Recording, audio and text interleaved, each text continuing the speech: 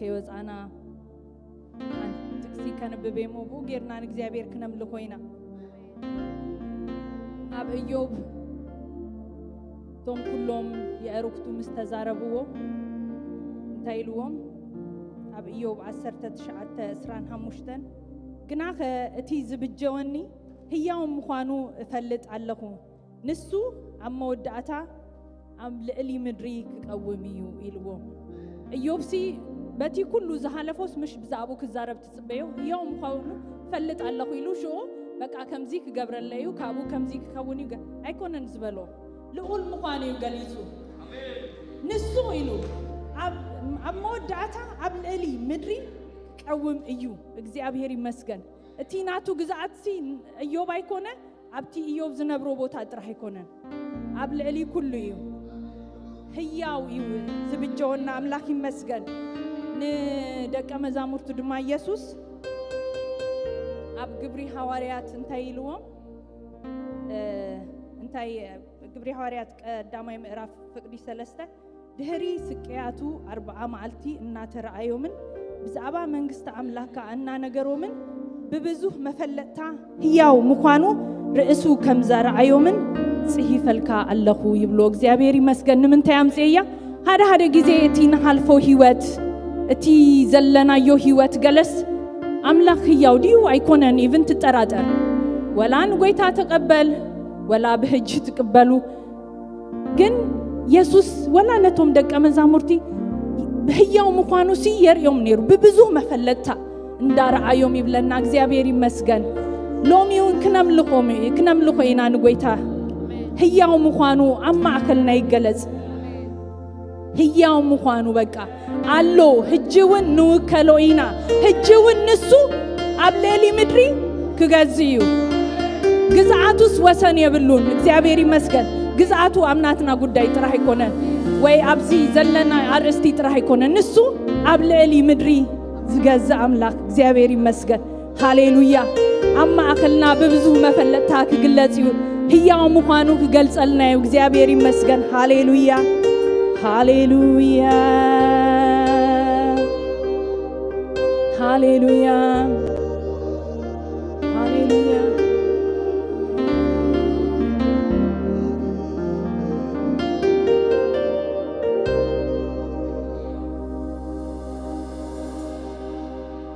እንታ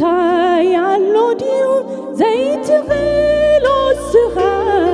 አየናይ አኽራኒው ዘይግእዝ ምስምካ ይኹን ምስበልካ ኩሉ ይኾነልካ ኤልሻዳይ አምላኺ ኻስኻ ይኹን ምስበልካ ኩሉ ይኾነልካ ኤልሻዳይ አምላኺ ኻስኻ እንታ ያሎዲው ዘይት ፍሎስኻ አየናይ አኽራኒው ዘይግእዝ ምስምካ ይኹን ምስበልካ ኩሉ ይኾነልካ ኤልሻዳይ አምላኺ ኻስኻ ይኹን ምስበልካ ኩሉ ይኾነልካ ኤልሻዳይ አምላኺ ኻስኻ ሃሌሉያ ሃሌሉያ ኤልሻዳይ አምላኺኻ ኤልሻዳይ አምላኺኻ ሎሚ ፈውሲ ከውን እግዚአብሔር ይመስገን ሎሚ ጎይታ ክዝንነና እዩ ሃሌሉያ ሃሌሉያ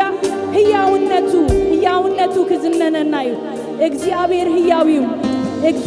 ህያዊው ሃሌሉያ እግዚአብሔር ህያዊው እቲ ዝብጀውና ህያዊው ሃሌሉያ እቲ ተበጃዊና ህያዊው ሃሌሉያ ሃሌሉያ ሃሌሉያ ጎይታ ሃሌሉያ እንታ ያሎዲው ዘይት ፍሎስኻ አየናይ አኽራኒው ዘይግእዝ ምስምካ ይኹን ምስበልካ ኩሉ ይኾነልካ ኤልሻዳይ አምላኺ ኻስኻ ይኹን መሽፈርካ ኩሉ ይኾነልካ ኤልሻዳይ ኣምላኺ ካስኻ ኣሎኻ ኣሎኻ ኣሎኻ እግዚአብሔር ኣሎኻ ኣሎኻ ኣሎኻ ኣሎኻ እግዚአብሔር ኣሎኻ ኣሎኻ ኣሎኻ ኣሎኻ እግዚአብሔር ኣሎኻ ኣሎኻ ኣሎኻ ኣሎኻ እግዚአብሔር ኣሎኻ ትማሊ ሕያው ኢኻ ሎሚ እውን ሕያው ኢኻ ጽባሕ እውን ሕያው ኢኻ ንዘለዓለም ሕያው ኢኻ ትማሊ ሕያው ኢኻ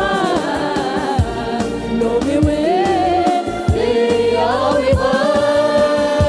ጽባሕ እውን ሕያው ኢኻ ንዘለዓለም ሕያው ኢኻ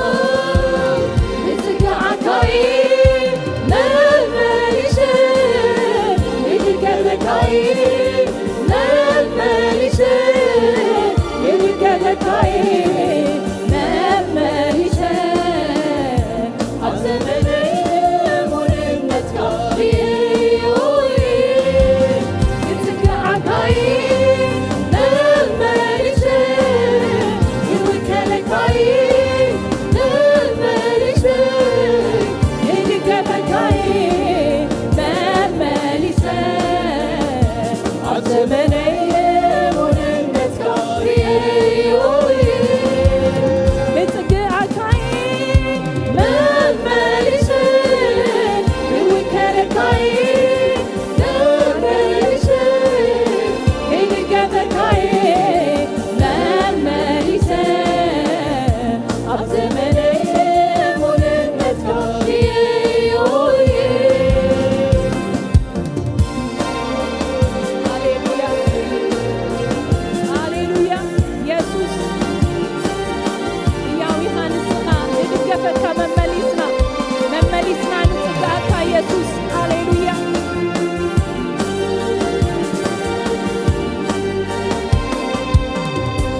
ዓመታት ክሓልፍ ብዓመታት ክትእካ ዘመናት ክሓልፍ ብዘመናት ክትእካ ዓመታት ክሓልፍ ብዓመታት ክትእካ ዘመናት ክሓልፍ ብዘመናት ክትእካ ከምቲ ቀደም ከምቲ ጥንቲ ኣሎኻ ኣብ ዙፋንካ ቁፅሪ የብሉን እዩ ኢየሱስ ዓመታትካ ከምቲ ቀደም ከምቲ ጥንቲ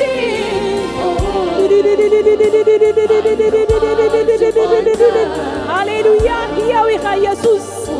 አሜን ኢየሱስ አሜን ኦሆ ኢየሱስ ዓመታትካ ከምቲ ቀደም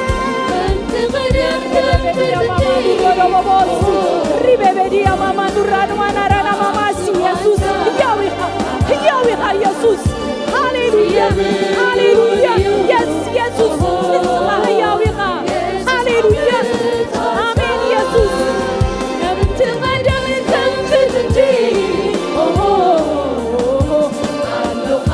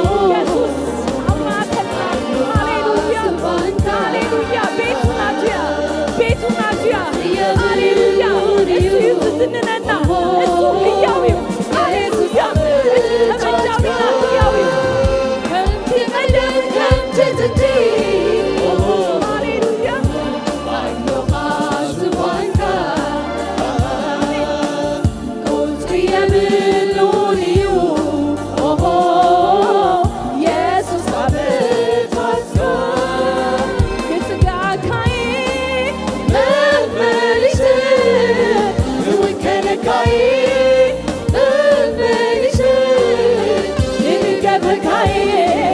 ተመልሼ ኣብ ዘመነይ ሙሉነት ካፍዮዬ ክጽጋዓካዬ ተመልሼ ክውከለካዬ ተመልሼ ክድገፈካዬ ተመልሼ ኣብ ዘመነይ ሙሉነት ካፍዮዬ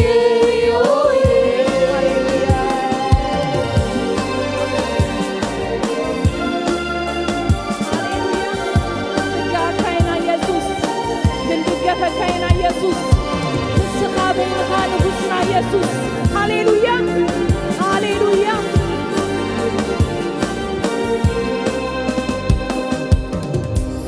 ዘመናት ወርሃትን ትለዋወጥ ስኻ ምኽርን ምስትውዓልን ድማ ዩናትካ መንግሥትን ኃይልን ክብርን ስልጣንን ንዘላለም ናትካ እዩ አሜን መንግሥትን ኃይልን ክብርን ስልጣንን ንዘላለም ናትካ እዩ አሜን ዘመናት ወርሓትን ትለዋወጥ ስኻ ምኽርን ምስትውዓልን ድማ ዩናትካ መንግሥትን ኃይልን ክብርን ስልጣንን ንዘላለም ናትካ እዩ አሜን መንግሥትን ኃይልን ክብርን ስልጣንን ንዘላለም ናትካ እዩ አሜን የለህም መሳይ የለህም መሳይ የለህም መሳይ በምድር በሰማይ የለህም እኩያ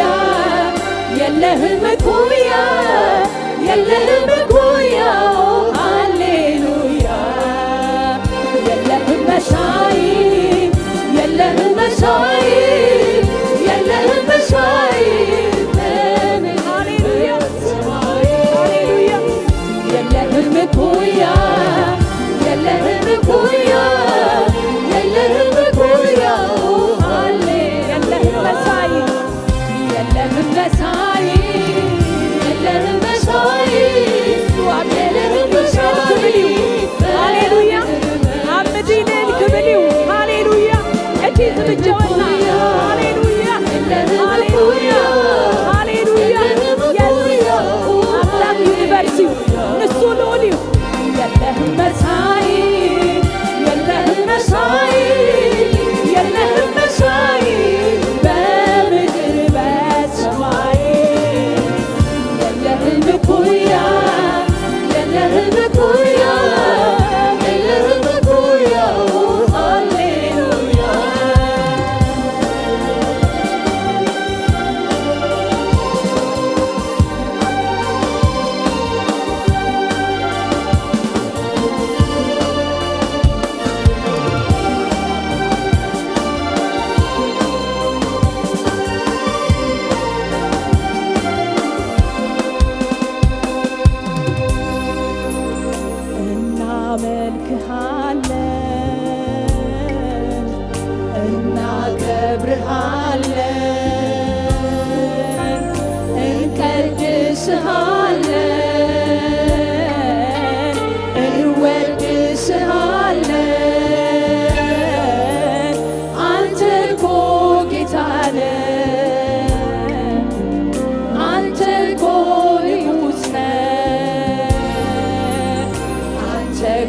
ክቡር ነህ አንተ እኮ ልዩ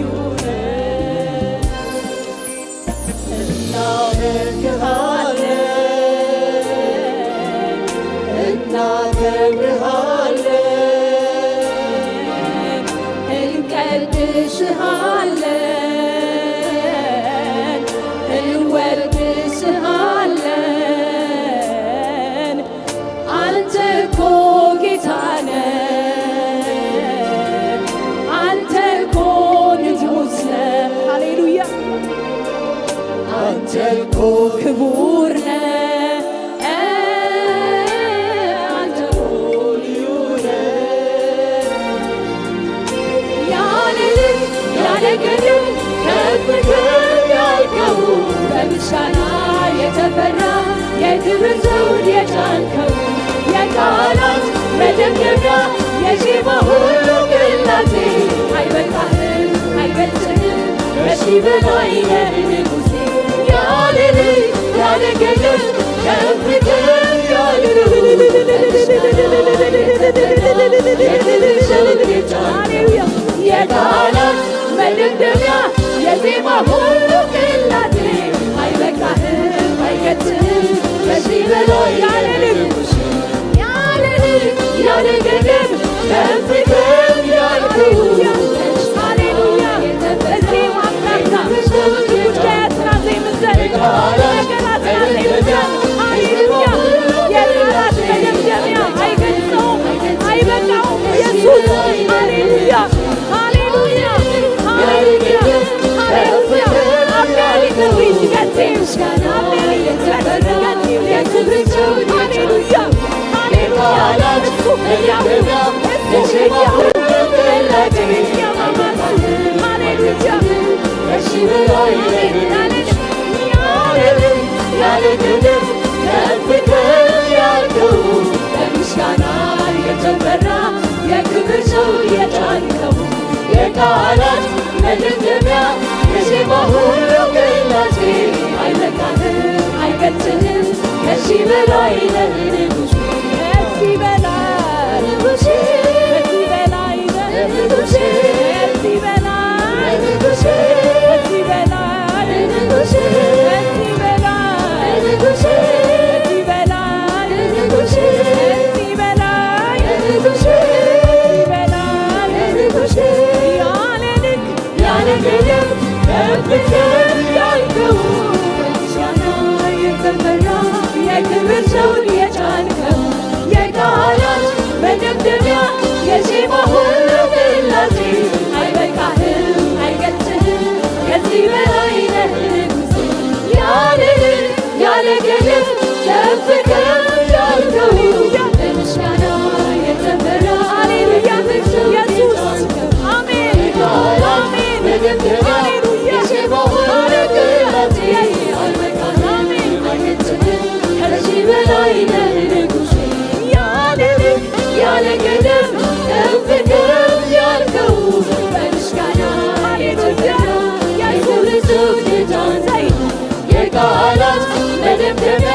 የዜማ ሁሉ ቅላጼ አይበቃህም አይገልጽህም ከዚህ በላይ ነህ ንጉሴ ከዚህ በላይ ነህ ንጉሴ ከዚህ በላይ ነህ ንጉሴ ከዚህ በላይ ነህ ንጉሴ ከዚህ በላይ ነህ ንጉሴ ከዚህ በላይ ንጉሴ በላይ ነህ ንጉሴ በላይ ንጉሴ በላይ ነህ ንጉሴ ከዚህ በላይ ነህ ኢየሱስ ከዚህ በላይ ነህ ኢየሱስ ሃሌሉያ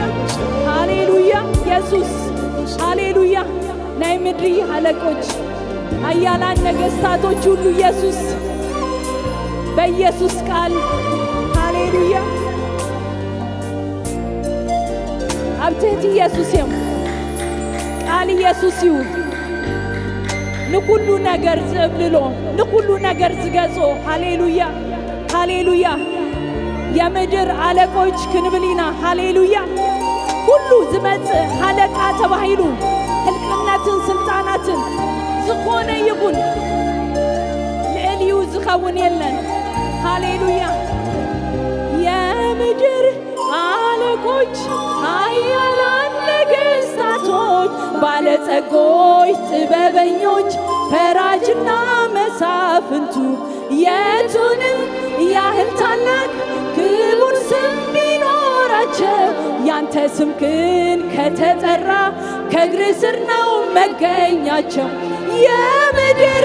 አለቆች ኃያላን ነገሥታቶች ባለጸጎች ጥበበኞች ፈራጅና መሳፍንቱ የቱንም ያህል ታላቅ ክቡር ስም ቢኖራቸው ያንተ ስም ግን ከተጠራ ከእግር ስር ነው መገኛቸው። የለህም መሳይ የለህም መሳይ የለህም መሳይ በምድር በሰማይ የለህም እኩያ የለህም እኩያ የለህም እኩያ ኦ ሃሌሉያ የለህም መሳይ የለህም መሳይ የለህም መሳይ መስለካ የለን ሃሌሉያ የለህም እኩያ የለህም እኩያ የለህም እኩያ ኦ ሃሌሉያ ሃሌሉያ ሃሌሉያ ሃሌሉያ ሃሌሉያ ሃሌሉያ ሃሌሉያ ተበጃዊና ህያዊው ሃሌሉያ ንሱ ድማ ኣብ ለሊ ምድሪ ቀውሚው እግዚአብሔር ይመስገን ኣብ ጉዳያትና ጥራሕ አይኮነን ኣብ ነገራትና ወይ ኣብዚያ ማህበር ጥራሕ አይኮነን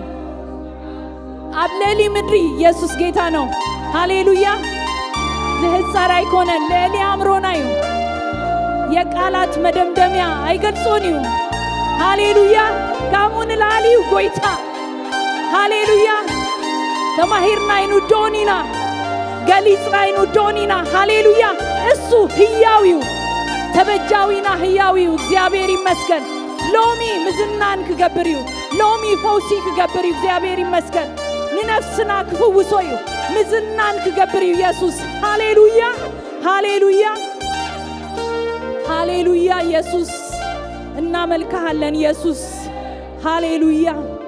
ሃሌሉያ ሃሌሉያ ሃሌሉያ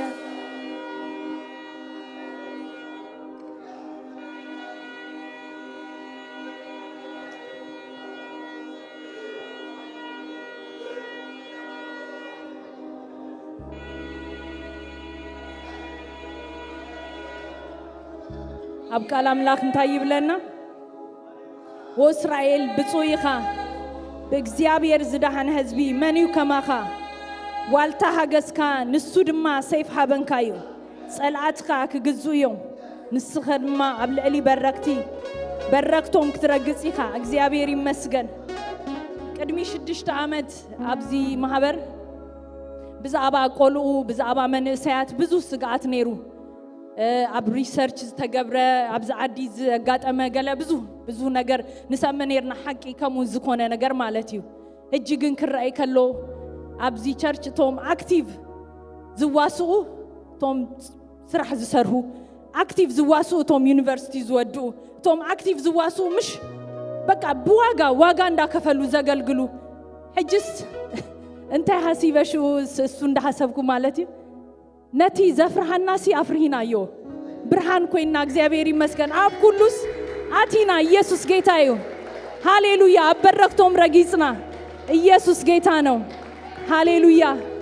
ሃሌሉያ ቀርንና ከምናይ ጎባይ ሓፋ ቢልዎ ጎይታ ሃሌሉያ በሓጎስ መልዩና ሕጂ ሰብ ስራሕ ረኪቡ ኢልና ኣብ ዝኾነ አይንጭነቅኒና ምክንያቱም ኦሬዲ ጥሂስናዮ ተከፊቱ ማዕጾ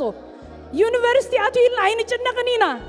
ቢዝነስ ከፊቱ ኢልና አይንጭነቅኒና ኢየሱስ ጌታ ነው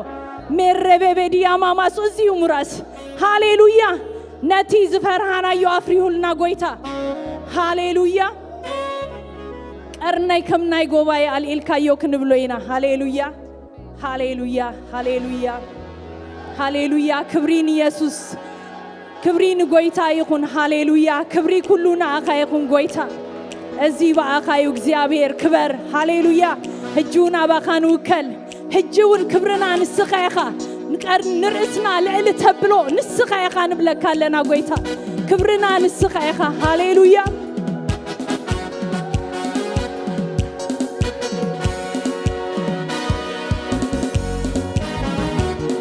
ሃሌሉያ ጎይታ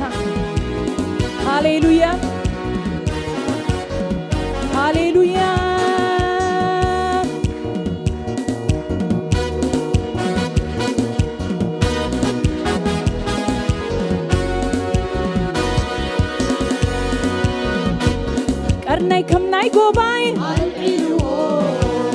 بحدي زيتي كبيو قرني كم ناي قوباي بحدي زيتي كبيو عفين بطلاتي هايلو لبي بكجابي هيري هكوشالو لبي بكجابي هيري هكوشالو لبي بكجابي هيري هكوشالو لبي بكجابي هيري هكوشالو لبي بكجابي هيري هكوشالو قرني كم ناي قوباي بحدي زيتي قرني كم ناي قوباي بحدي زيتي عفين بطلاتي هايلو لبي بكجابي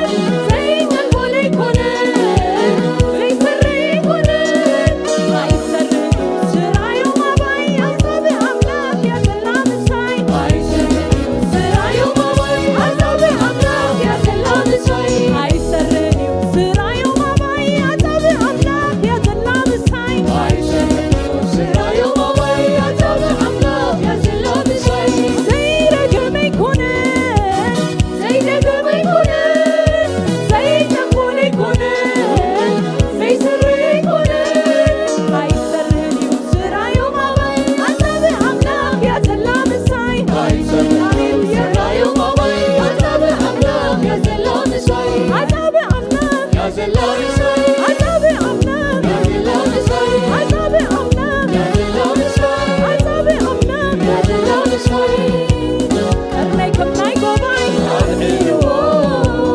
በሓዲስ ዘይቲ ቀርነይ ከምናይ ጎባይ በሓዲስ ዘይቲ ኣፍያብ ፀላተይ ኣፊሩሎ ልበይ ብእግዚአብሔር ይሕጎሳሉ ልበይ ብእግዚአብሔር ይሕጎሳሉ ልበይ ብእግዚአብሔር ይሕጎሳሉ ልበይ ብእግዚአብሔር ይሕጎሳሉ ልበይ ብእግዚአብሔር ይሕጎሳሉ እስካዚ ኣይንንዩ ስለደብረልኝ ኣዚወዝፍዩ ይምንያረኒ ኣተኘን ናዩ ምስል ይራዝናኒ እስካሲ ኣይንንዩ ስለደብረልኝ ኣዚወዝፍዩ ይሉንያረኒ ኣተኘን ናዩ ምስል ይራዝናኒ እስካሲ ኣይንንዩ ኢየሱስ ኣዚወዝፍና ሃሌሉያ ነዲ ኣተኘን ናዩ ምስል እስካሲ እስካሲ ሃሌሉያ ስለደብረልኝ ኣዚወዝፍዩ ይሉንያረኒ ኣተኘን ናዩ ምስል ይራዝናኒ እስከተመስ ሎሚ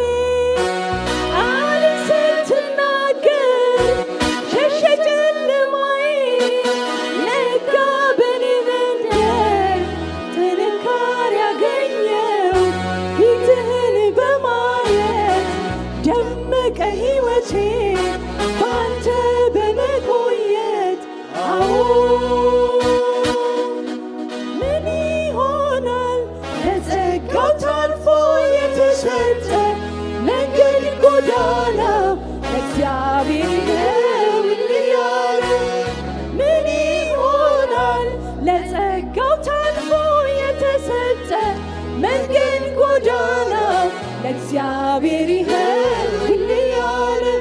ያየለት እንጂ የሚያገኘው አያገኘው ቃሉ እንዳለ እንደተጻፈለት ነው የሚሆነው። ያየለት እንጂ የሚያገኘው አያገኘው ቃሉ እንዳለው እንደተጻፈለት ነው የሚሆነው።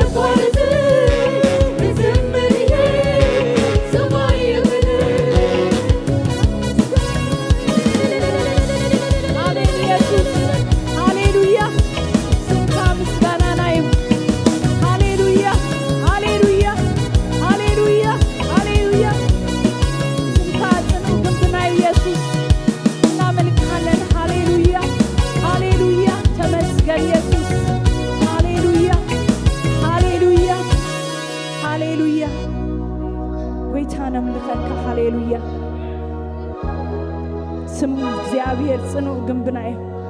ስም እግዚአብሔር ጽኑዕ ግንብና እዩ ሃሌሉያ ሃሌሉያ ሃሌሉያ ሃሌሉያ ሃሌሉያ ሃሌሉያ እናመልክሃለን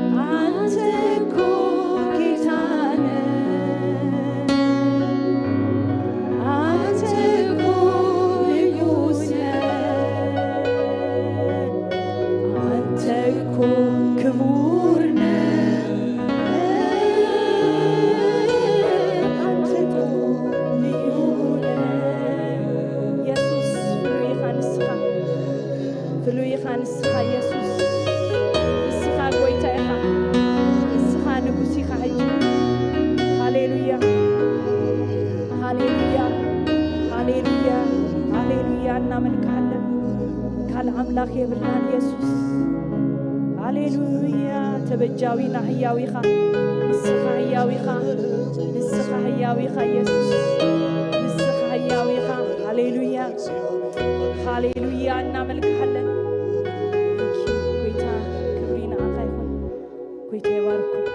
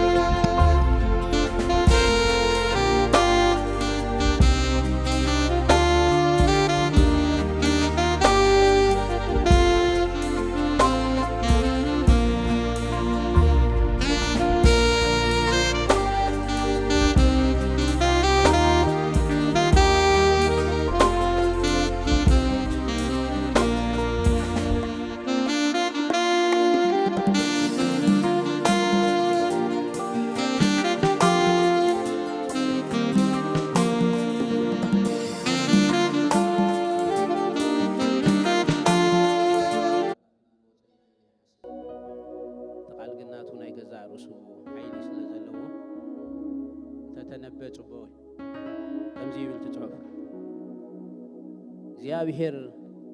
ዋሳየዩ ዝጎድለኒ የብለይን ኣብ ልሙዕ ሸኻ የውዕለኒ ናብ ዝዓርፈሉ ማይ ይመርሐኒ ንሱ ንነፍሰይ ህድኣ ምእንቲ ስሙ ኢሉ ብመንገዲ ጽድቂ ይመርሐኒ ፍላይ ደልያ ዘለኹ ኣብ ፍቕዲ 4 እያ በትርኻን ምርኩስካን የጸናንዓኒ እዩ ንስኻ ምሳይኻ እሞ ربا ربا دينامو تكون تهدكو كفو هاي كفرني نسخاب قدمي قد صلاتي ما عديت سر علي نرأسي بزيتي تلخيم تصوئي ينجرب بالله بحقي ساحلن محرتن بكل عدمي كسعباني بيت እግዚአብሔር كأن زلعلم كبرنا أملاخ يخون دين فرحلو مغنيات نادو بعزنا كلنا زفرح نجار سلزي اللي يكونن ዘይንፈርሓሉ ኣብ ትሕቲ ጉስነትና እግዚኣብሔር ስለ ዘለውና ይተረድኦ ሰብ ጥራይ ኢኻ ከምኡ ትኸውን ምክንያቱ ናይ እምነት ናብራ ናይ እምነት ጉዕዞ ስለ ዝኾነ ኣብ ቅድሜኻ ደፍርሁ ነገራት ወይ ድማ ስክፍታታት እቲ ሓቅነቶም ናይ ኩነታት ሓቅነቶም ክሳብ ኣፍንጫኻ በፂሑ ክነሱ ግና ኣብ እምነት ፀኒዕኻ ክትነብር ዝገብረካ እዚ ቃል እዚ እዩ እግዚኣብሔር ይመስገን ስለዚ እግዚኣብሔር ጓሳና ስለ ዝኾነ ምድሓና ቢልና ካብ ትሕቲ ጉስነቱ ስለ ዝኣተና ዘፍርሕ ዘበለ ነገራት ኣይፍርሃናን እዩ ብኡ ኢና ንተኣማምን ጎይታ ይባርኩም መዘምራን እግዚአብሔር ይመስገን እንኳ ሰላምን ብድሓንን መጻኹም ኣጋይሽ ንመጀመርታ ዝመጻኹም ሰባት እንተዳ ሃሊኹም ናብ ረሕቦት ቤተ ክርስቲያን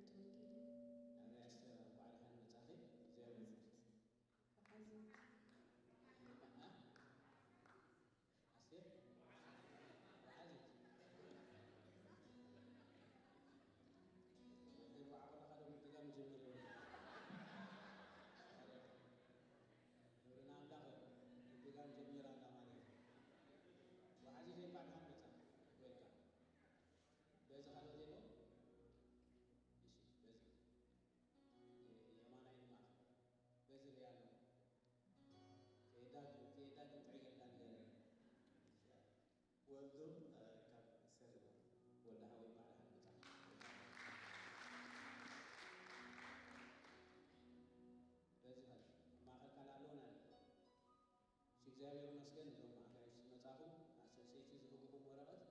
ታፍሮም ተዳመን ይሁማ አብራ አምላክ መታን ዳይቅ መታን ከገበር ከግዘናይ ማለት ምናልባት ቴሌፎን ዜ ጻፉ ማጋይሽ ተጣጣው ናይቶ ቢዞ መሆን ዝሞቱ ሰባት ቴሌፎን ቆም አቢና ወጥቶ ለኸለ በዚህ እስኪ በዚህ ምናልባት አጋይሽ መጻፉ ይትብረይ ይሉና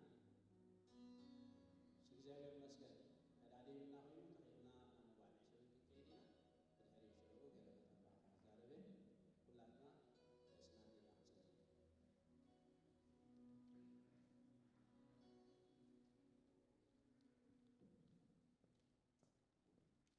እግዚአብሔር ይመስገን ኢየሱስ ክርስቶስ ጌታ ስለ መባረክሽን ግጽልኝ ቅዱስ ልዑል ዘላለማዊ ዝኾንካ አምላክና እስኻ ምድርን ሰማይን ዝፈጠርካ ኣብ ኩሉ መልክን ስልጣንን ዘለካ ሓያልን ብርቱዕን ኣምላኽ ኢኻ እሞ እነሆ ሎሚ ኣብ ቅድሜኻ ንሰግድን ነምልኸካ ኣለና እግዚአብሔር ኣቦ ከምቲ ብመዝሙር ጌርካ ሕጂ ክነምልኸካ ዝፀንሕና ሕጂ እግዚአብሔር ኣቦ በቲ ድሃርካና ክነምልኸካ በዛ ሰዓት እዚኣ ኣብ ቅድሜኻ ቀሪብና ኣለና ጌታ ሆይ እስኻ ዝወሃብ ድህር ኣምላኽ እምበር እግዚአብሔር ኣቦ ምንም ዝጎድለካ ኣይኮነን ጌታ ሆይ እዚ ግን ንዓና ንበረኸት ክኾነና ምእንታን እግዚአብሔር ኣቦ ልብና ብሓጎስ ባሂልዎ ንዓኻ ንቤትካ ዕዮ ዝኾን ክንህብ ስለ ዘዳልካዮ ልብና ነመስግነካ ኣለና እግዚአብሔር ኣቦ እስኻ ኩሉ ግዜ ሕያው መሓርን ኣምላኽ ኢኻ እሞ እንሆ እግዚአብሔር ኣምላኻዊ ኩሉ ትፈልጥ ኣብ ኩሉ ትነብር ዓደ ኣምላኽ ኢኻ እሞ ሎሚ ነቶም ክህቡ ዝደሊ እግዚአብሔር ኣቦ ብኩሉ ኣፍ ደገ መንገዲ እስኻ ክትከፍት እንሆ እስኻ ድንኩል ዘበለ ወፂኻ ስቕ ተብል ኣምላኽ ኢኻ ዘጥኻና እሞ ነመስግነካ ኣለና ኣምላኻይ ዝተዓፀወ ዓፅኦ ትኽፍት ኣምላኽ ሓያል ኣምላኽ ኢኻ እሞ ተመስገን እግዚአብሔር ኣቦ እንሆ ነቲ ድዋፃ መባዕ ሽር ሎሚ ናብ ቅድሜኻ ሒዝናዮ ንቐርብ ኣለና ነቲ ሒደት እስኻ ብዙሕ ትገብር ኣምላኽ ኢኻ እሞ ሎሚ ስለ ዝበረኽካዮ ነመስግነካ ኣለና እግዚአብሔር ኣቦ እንሆ ነቲ ንዕዘ መሓደሩ ድማ እግዚአብሔር ኣምላኸይ ካባኻ ንላዕሊ ናይ ላዕሊ ሰማያዊ ጥበብ ክትህቦም በዛ ሰዓት እዚኣ ንፅሊ ከምቲ ዝድለ ክትደድለ መዓላኸ ንርዎ እግዚአብሔር ኣቦ ብኩሉ ኣብ ኩሉ ንስኻ ክትረድኦ ብስም ወድኻ የሱስ ክርስቶስ ንፅሊ ኣለና ጌታዬ ሆይ እንሆ ነዚ ጉባኤ ኩሉ እንትና ናሕሊፍና ንዓኻ ንህብ ኣለና ስለ ቃልካ እውን ነመስግነካ ሕጂ እውን እግዚአብሔር ኣቦ ከምቲ ዘለለናዮ ከምቲ ዝኣተናዮ ድማ ክንወፅእ ስለዚ ተሓድገና ነመስግነካ ኣለና ኣምላኻይ ኩሉ ግዜ እስኻ ኣለካ ሓድሽ ነገር እሞ ሎሚ እውን ሓድሽ ነገር ስለተስማዕና ሓድሽ ነገር ስለ ኣብ ሂወትና ትገብር ነመስግነካ ኣለና ጌታ ሆይ ብነገር ኩሉ እስኻ ኦምን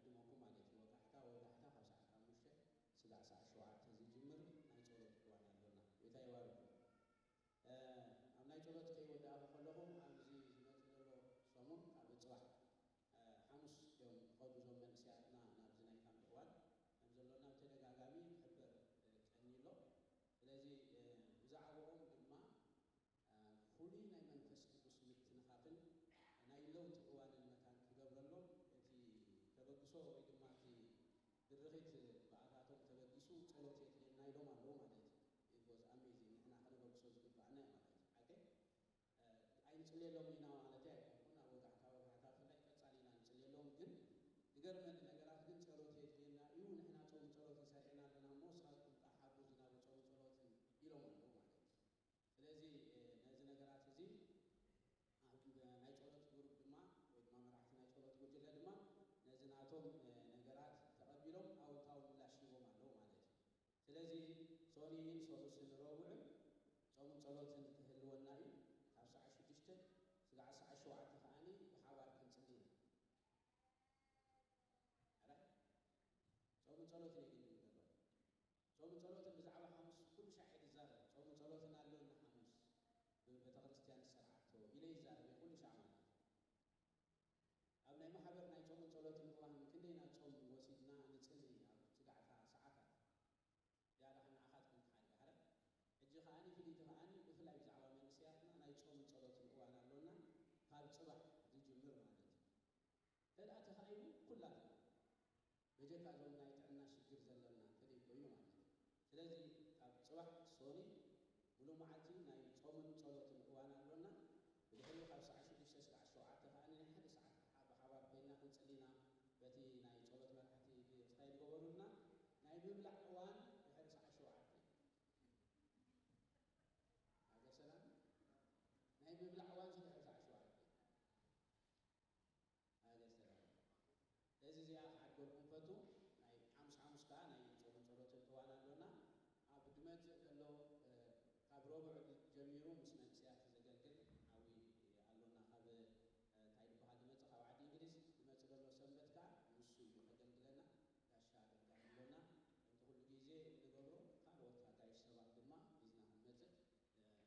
ኣምላኽ ትጽውዕ አይ ቲንክ ካልእ መተንባታ ይብለ ይመስለኒ ሎም መዓልቲ ዋዕሊ እግዚአብሔር ዘገልግለና አቡና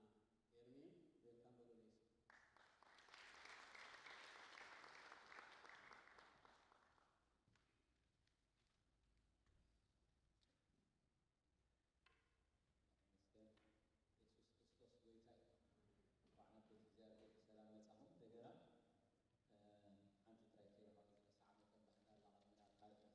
مسكن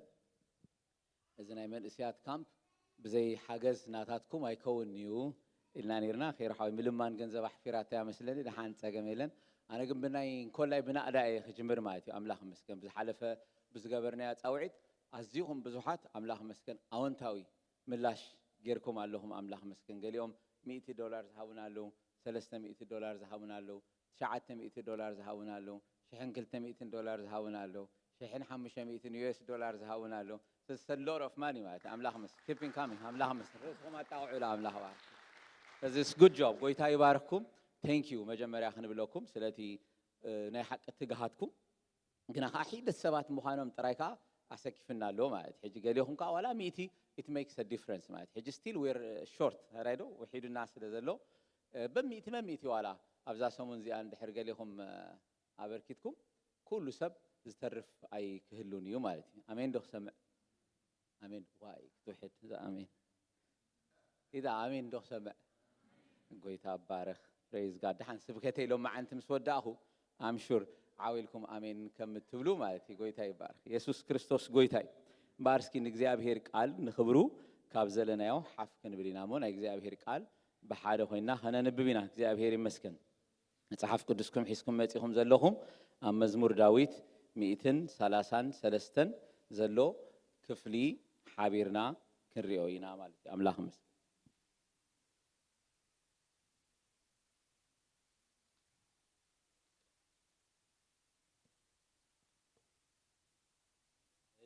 هيري مسكن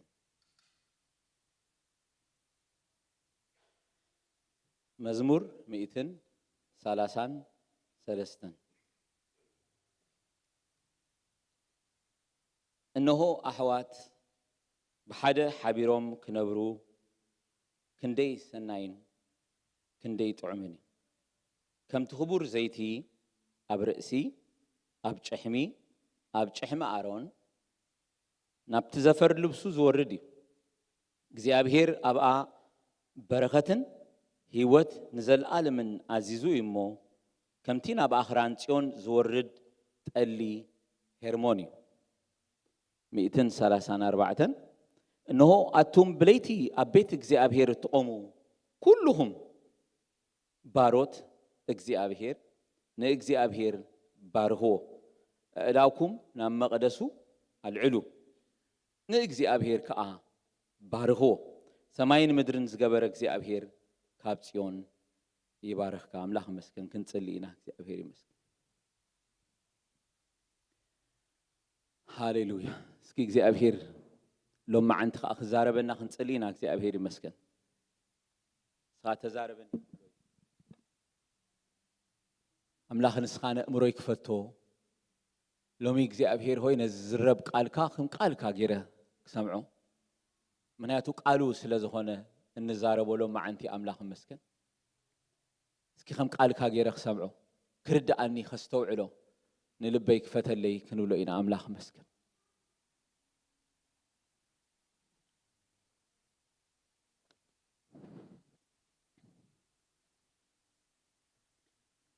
ሃሌሉያ እግዚአብሔር ዘላለማዊ አቦና ነመስግነካ አሉና በዛ ድሕረ ቀትሪ እዚኣ እግዚአብሔር አምላኸ እንሆ አቤትካ አኪብካና ኣለኻ አቤት ወይነይ ክሕጉሶም ዝበልካ እግዚአብሔር እንሆ እግዚአብሔር ዝበይት እዚ ቤት ወይንኻ እዩ እግዚአብሔር አምላኸ ህላውነትካ ንዓና ወይንና እዩ ኣብ ህላውነትካ ኢና ንሕጎስ እሞ እግዚአብሔር አምላኸ ንስኻ ኣብ ማእከልና ሃሉ ንኣምልኾና ንስኻ ሸትቶ እግዚአብሔር ንስኻ ካብ ጽዮን ባርኸና እግዚአብሔር መንፈስና ባእኻ ባህ ይበሎ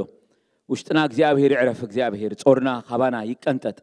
بيسوس كريستوس شم እግዚአብሔር ሆይ ሎሚ ምሸት እግዚአብሔር ህላውነትካ ኣብ ማእከልና በኃይሊ ተገሊጹስ እግዚአብሔር አምላኸይ ክንብርትዕ ክንሕይል እግዚአብሔር ጽልይ ኣለኹ እግዚአብሔር ዘጥልል ዘበለ ሁሉ ዳመና እግዚአብሔር ጸልማትን ድኻምን ምስልቻውን እግዚአብሔር ሆይ ምድንዛዝን በኢየሱስ ክርስቶስ ሽም ክቅንጠጥ ጽልይ ኣለኹ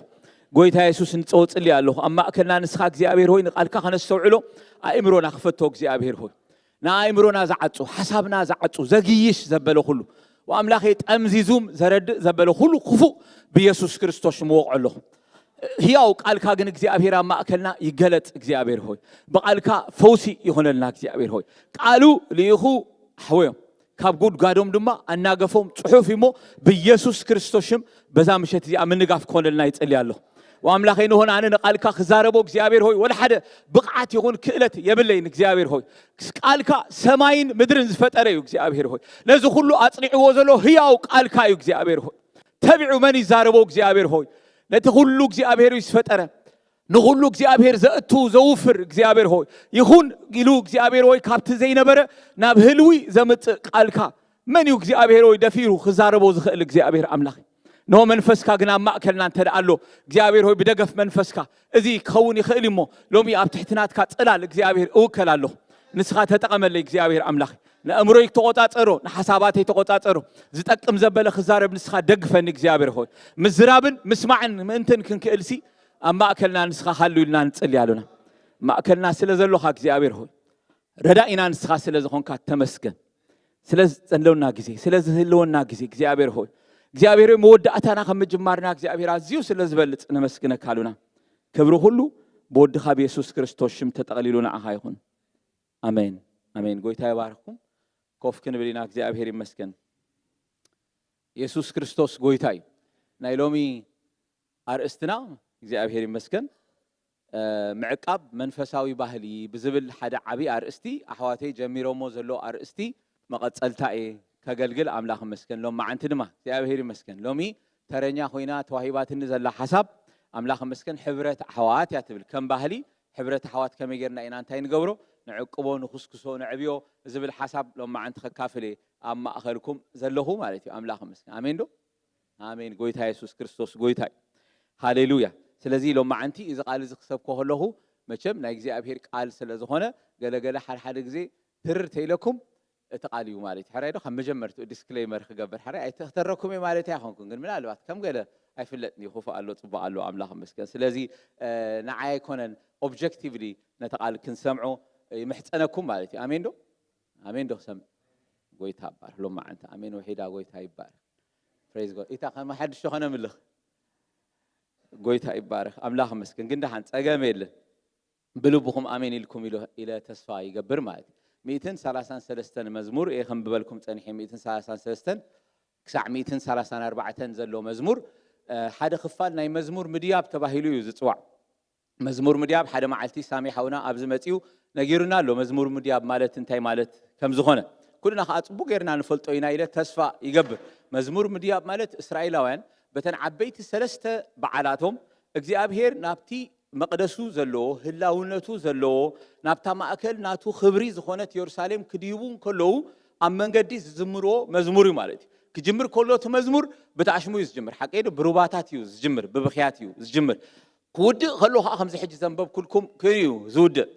ዓወት እዩ ዝውድእ ማለት እዩ ኣምላኽ መስከን ኣሕዋት ብሓደ ሓቢሮም ክነብሩ ክንደይ ሰናይን ክንደይ ጥዑምን እዩ ዝብል እዚ ልክዕ ነቲ እሳቶም ዝኾንዎ ናይ መወዳእታ ፍጻሜ እዩ ዘመልክት ኣሕዋት ኩሎም ማለት እዩ እዞም ኣሕዋት እዚኣቶም ኣብኡ ተባሂሎም ዘለዉ መቸም እቶም 12 ነገድ ናይ እስራኤል እዮም ኣሕዋት እዮም ብሓቂ ኣሕዋት እዮም ካብ ሓደ ኣቦ እዮም መጺኦም ኣቦኦም ያዕቆብ እዩ 12 ኣሕዋት ናይ 12 ኣሕዋት ዘርእዮም ኣምላኽ መስገን መጺኦም ዝእከቡ ዘለዉ ማለት ስለዚ ብሓቂ ኣሕዋት እዮም እዚ ቃል እዚ ሊትራሊ ብዛዕባ እቲ ኣብ ማእከሎም ዘሎ ሕውነት እዩ ዝዛረብ እዞም ኣሕዋት እዚኣቶም ብሓደ ሓቢሮም እንተኽገብሩ ከለዉ ክነብሩ ከለዉ ሲ ኢሉ ተቃል ክንደይ ሰናይን ክንደይ ጥዑምን እዩ ትብል ቃል ኣላ ማለት እዩ ኣምላኽ መስገን ክንደይ ጥዑምን ስለዚ ብዛዕባ ዝቃል እዚ ኣብቲ ናይ መወዳእታ ጉዕዞ በፂሖም ደይቦም ናብ ኢየሩሳሌም መዝሙር ድያብ ዝበሃል ኩሉ ግዜ ኢየሩሳሌም ካብቲ ሳቶም ኩሎም ዝነብርዎ ከተማ እንታይ ስለ ዝኾነት እያ ዝበረኸት ከተማ ስለ ዝኾነት እያ ምድያብ ተባሂሉ ዘሎ ማለት ስለዚ ሊትራል ምድያብ ማለት ፊዚካሊ ካብቲ ዝነበርዎ ከተማ ዓቀብ ደይቦም ተጓዒዞም ገሊኦም ንሓፀርቲ መዓልታት ቀረባ ዘለዎ ገሊኦም ከኣርሒቆም ዝመፁ ከኣርሒቆም መፁ ጉዕዞምን ኩሉ ነገራቶም ጠቃሊሎም ክቕንዩ በዓል ከብዕሉ ንእግዚአብሔር ኣምላኾም ከምልኹ ኢሎም እዮም ዝእከቡ ማለት ይእከቡ ማለት ኢሎም ማዓንቲ ብዛዕባ ሕብረት ኣሕዋትን ብዛዕባ ኣኼባ ኣሕዋትን ኢና ክንዛረብ ካብዚ ከዓ ኢና ሎም ማዓንቲ ክንመሃር ከም ፈቃድ እግዚአብሔር ኣምላኽ መስከን እዚ መዝሙር እዚ ዳዊት እዩ ዘሚሮ ዳዊት ነዚ መዝሙር ክዝምሮ ከሎ ነተ ኣብቲ ዘመንቲ ከምኡ ጌራ ማለት ከምዚ ኣብ ዘመን ዳዊት ጌራ እስራኤል ብሓንሳእ ሓቢራ ኣይትፈልጥነ ምክንያቱ እግዚአብሔር ንህዝቢ ኩሎም ጠርኒፉ ነቶም ናቱ ህዝቡ ጠርኒፉ ኣብ ማእኸል እታ መቅደስ እግዚአብሔር ዝተኸላ መቅደስ እግዚአብሔር ከዓ ዘለዋ ክብሩ ዘለዋ መቅደሱ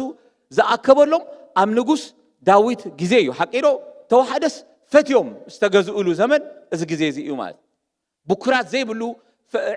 ንድሕሪት ዝብል ዘይብሉ ኩላ እስራኤል ብሓንሳእ ትእከበላ ግዜ ስለ ዝነበረ ድማ እዩ ኣምላኽ መስከን ዳዊት ነዚ ግዋን እዚ ምስ ረኣዮሲ ክንደይ እንታይ ኢልዎ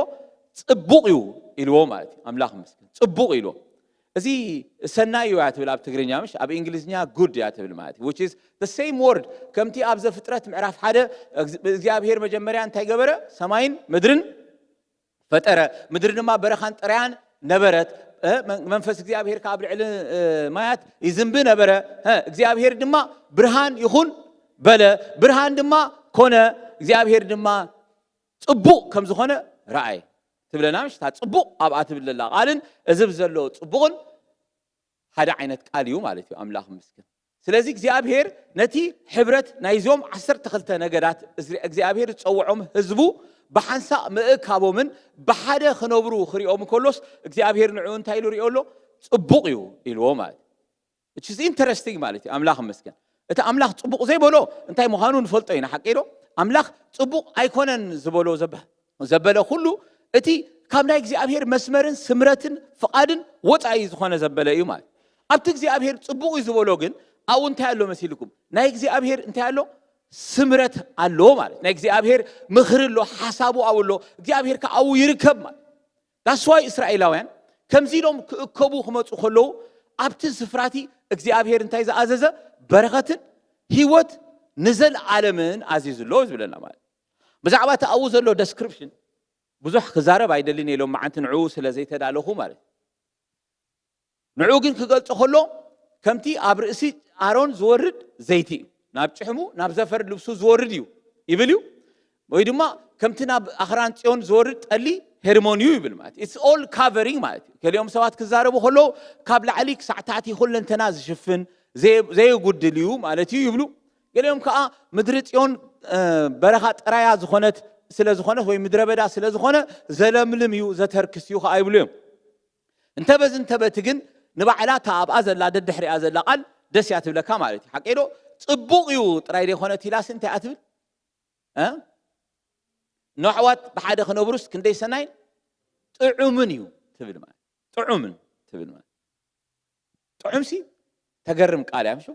እዞም አቦታትና መቸም ከመይ አምላኽ ይባርኮም ማለት እዞም ነዚ ዝተርጎሙ ማለት እታ ቃል ንባዕላ ዲላይትፉል ያ ትትርገም ማለት እታ ናይ ባሓቅ እታ ቃል ትርጉማ ማለት ዲላይትፉል ደስ ተብል ጥዕምቲ ማለት በሓጢሩ ጥዕምቲ ስዊት ማለት ሓቂሩ ስዊት ማለት ከምዛ ሽኮር ትፍቶ ማለት ደይ ተቀትል ሽኮር ግና ምሽ ኣብዛ ዓዲ ምሽ ሽኮር ሕማቅ ኮይና ያለው ደይ ትስተ ኮይና ገላ ገሪፍና ያለና ማለት ዲላይትፉል ማለት ዲላይትፉል ባህታ ሓጎስ ዘለዋ እያ ማለት ስለዚህ እግዚአብሔር ኣብታ ሕብረት ኣሕዋትን ኣብታ ምትእኻብ ናይዞም ኩላቶም ሲ ጽብቕቲ ኣጥራይ ደይኮነ ድብላለሎስ እግዚአብሔር ከ እንታይ ድብላለሎ ዲላይትፉል ነቶም ኣሕዋት ከይተረፈሲ እንታይ ባህ ተብሎም ጽብቕቲ ምቅርቲ ጥዕምቲ እያ ማለት ኣኡ ምህላውሲ እተብህግ ነገርያ ማለት ዳስዋ እስራኤላውያን ቦቶኦም ዓዶም ስድሮኦም ኩሉ ነገሮም ገዲፎም ብፍላይ እንተባዕታይ ናብኡ ንኸይድ ናይ ግድነት ተባዕታይ ዘበለ ብምሉኡ ናብኡ ክዲብ ናይ እግዚአብሔር ትእዛዝ እዩ ዘሎ ማለት እዩ ምዕራፍ 34 ፍቅዲ 21 ከይድና እንተ አንቢብናዮ ዘጻአት ከምዚ ይብል 6 መዓልቲ እየ በታ ሳብዒት መዓልቲ ግና ዕረፍ ብግዜ ማሕረስን ዓጺድን ድማ ዕረፍ ኣብ ምጅማር ዓጺድ ስርናይ ናይ ሰሙናት በዓል ኣብ መወዳእታ ዓመት ድማ በዓል ምትሕሳስ ኣብዕል ተባዕታይካ ዘበለ ኩሉ ኣብ ቅድሚ ጎይታ እግዚአብሔር ኣምላኽ እስራኤል ኣብ ዓመት 3 ሰዓት ይርአ ህዝብታት ካብ ቅድሚኻ ክሰጉጌ ንዶባትካ ድማ ከግፍሖ እሞ ኣብ ዓመት 3 ሰዓት ኣብ ቅድሚ እግዚአብሔር ኣምላኽ ክትርአ ኢልካ ምስ እትድይብ አንሳ ጠጠኹ በለ ይብዛ ነዚ ቃል ዝኸንብቦ ከለኹሲ እንታይ ለመሲልኩም እግዚአብሔር ሲ ነዞም ኩሎም ተባዕታይ ዘበለ ብምሉኡ ፀዊዑ ናብ ሓንቲ ከተማ ናብታ ማእኸለይቲ ከተማ ክፅውዖም እንከሎስ እታ ምድሪ እንታይ ክትከውን እያ ኣይብል እንድዩ ኢላ ሓሲበ ናይ ብልቤ የድለኩም ለሎ እንዳ ሓሰብኩ ከለኹ ማሲ ሰብኡት ዘበለ ናብ ማእኸል ከተማ ኣኪብካ ዶብ ኩሉ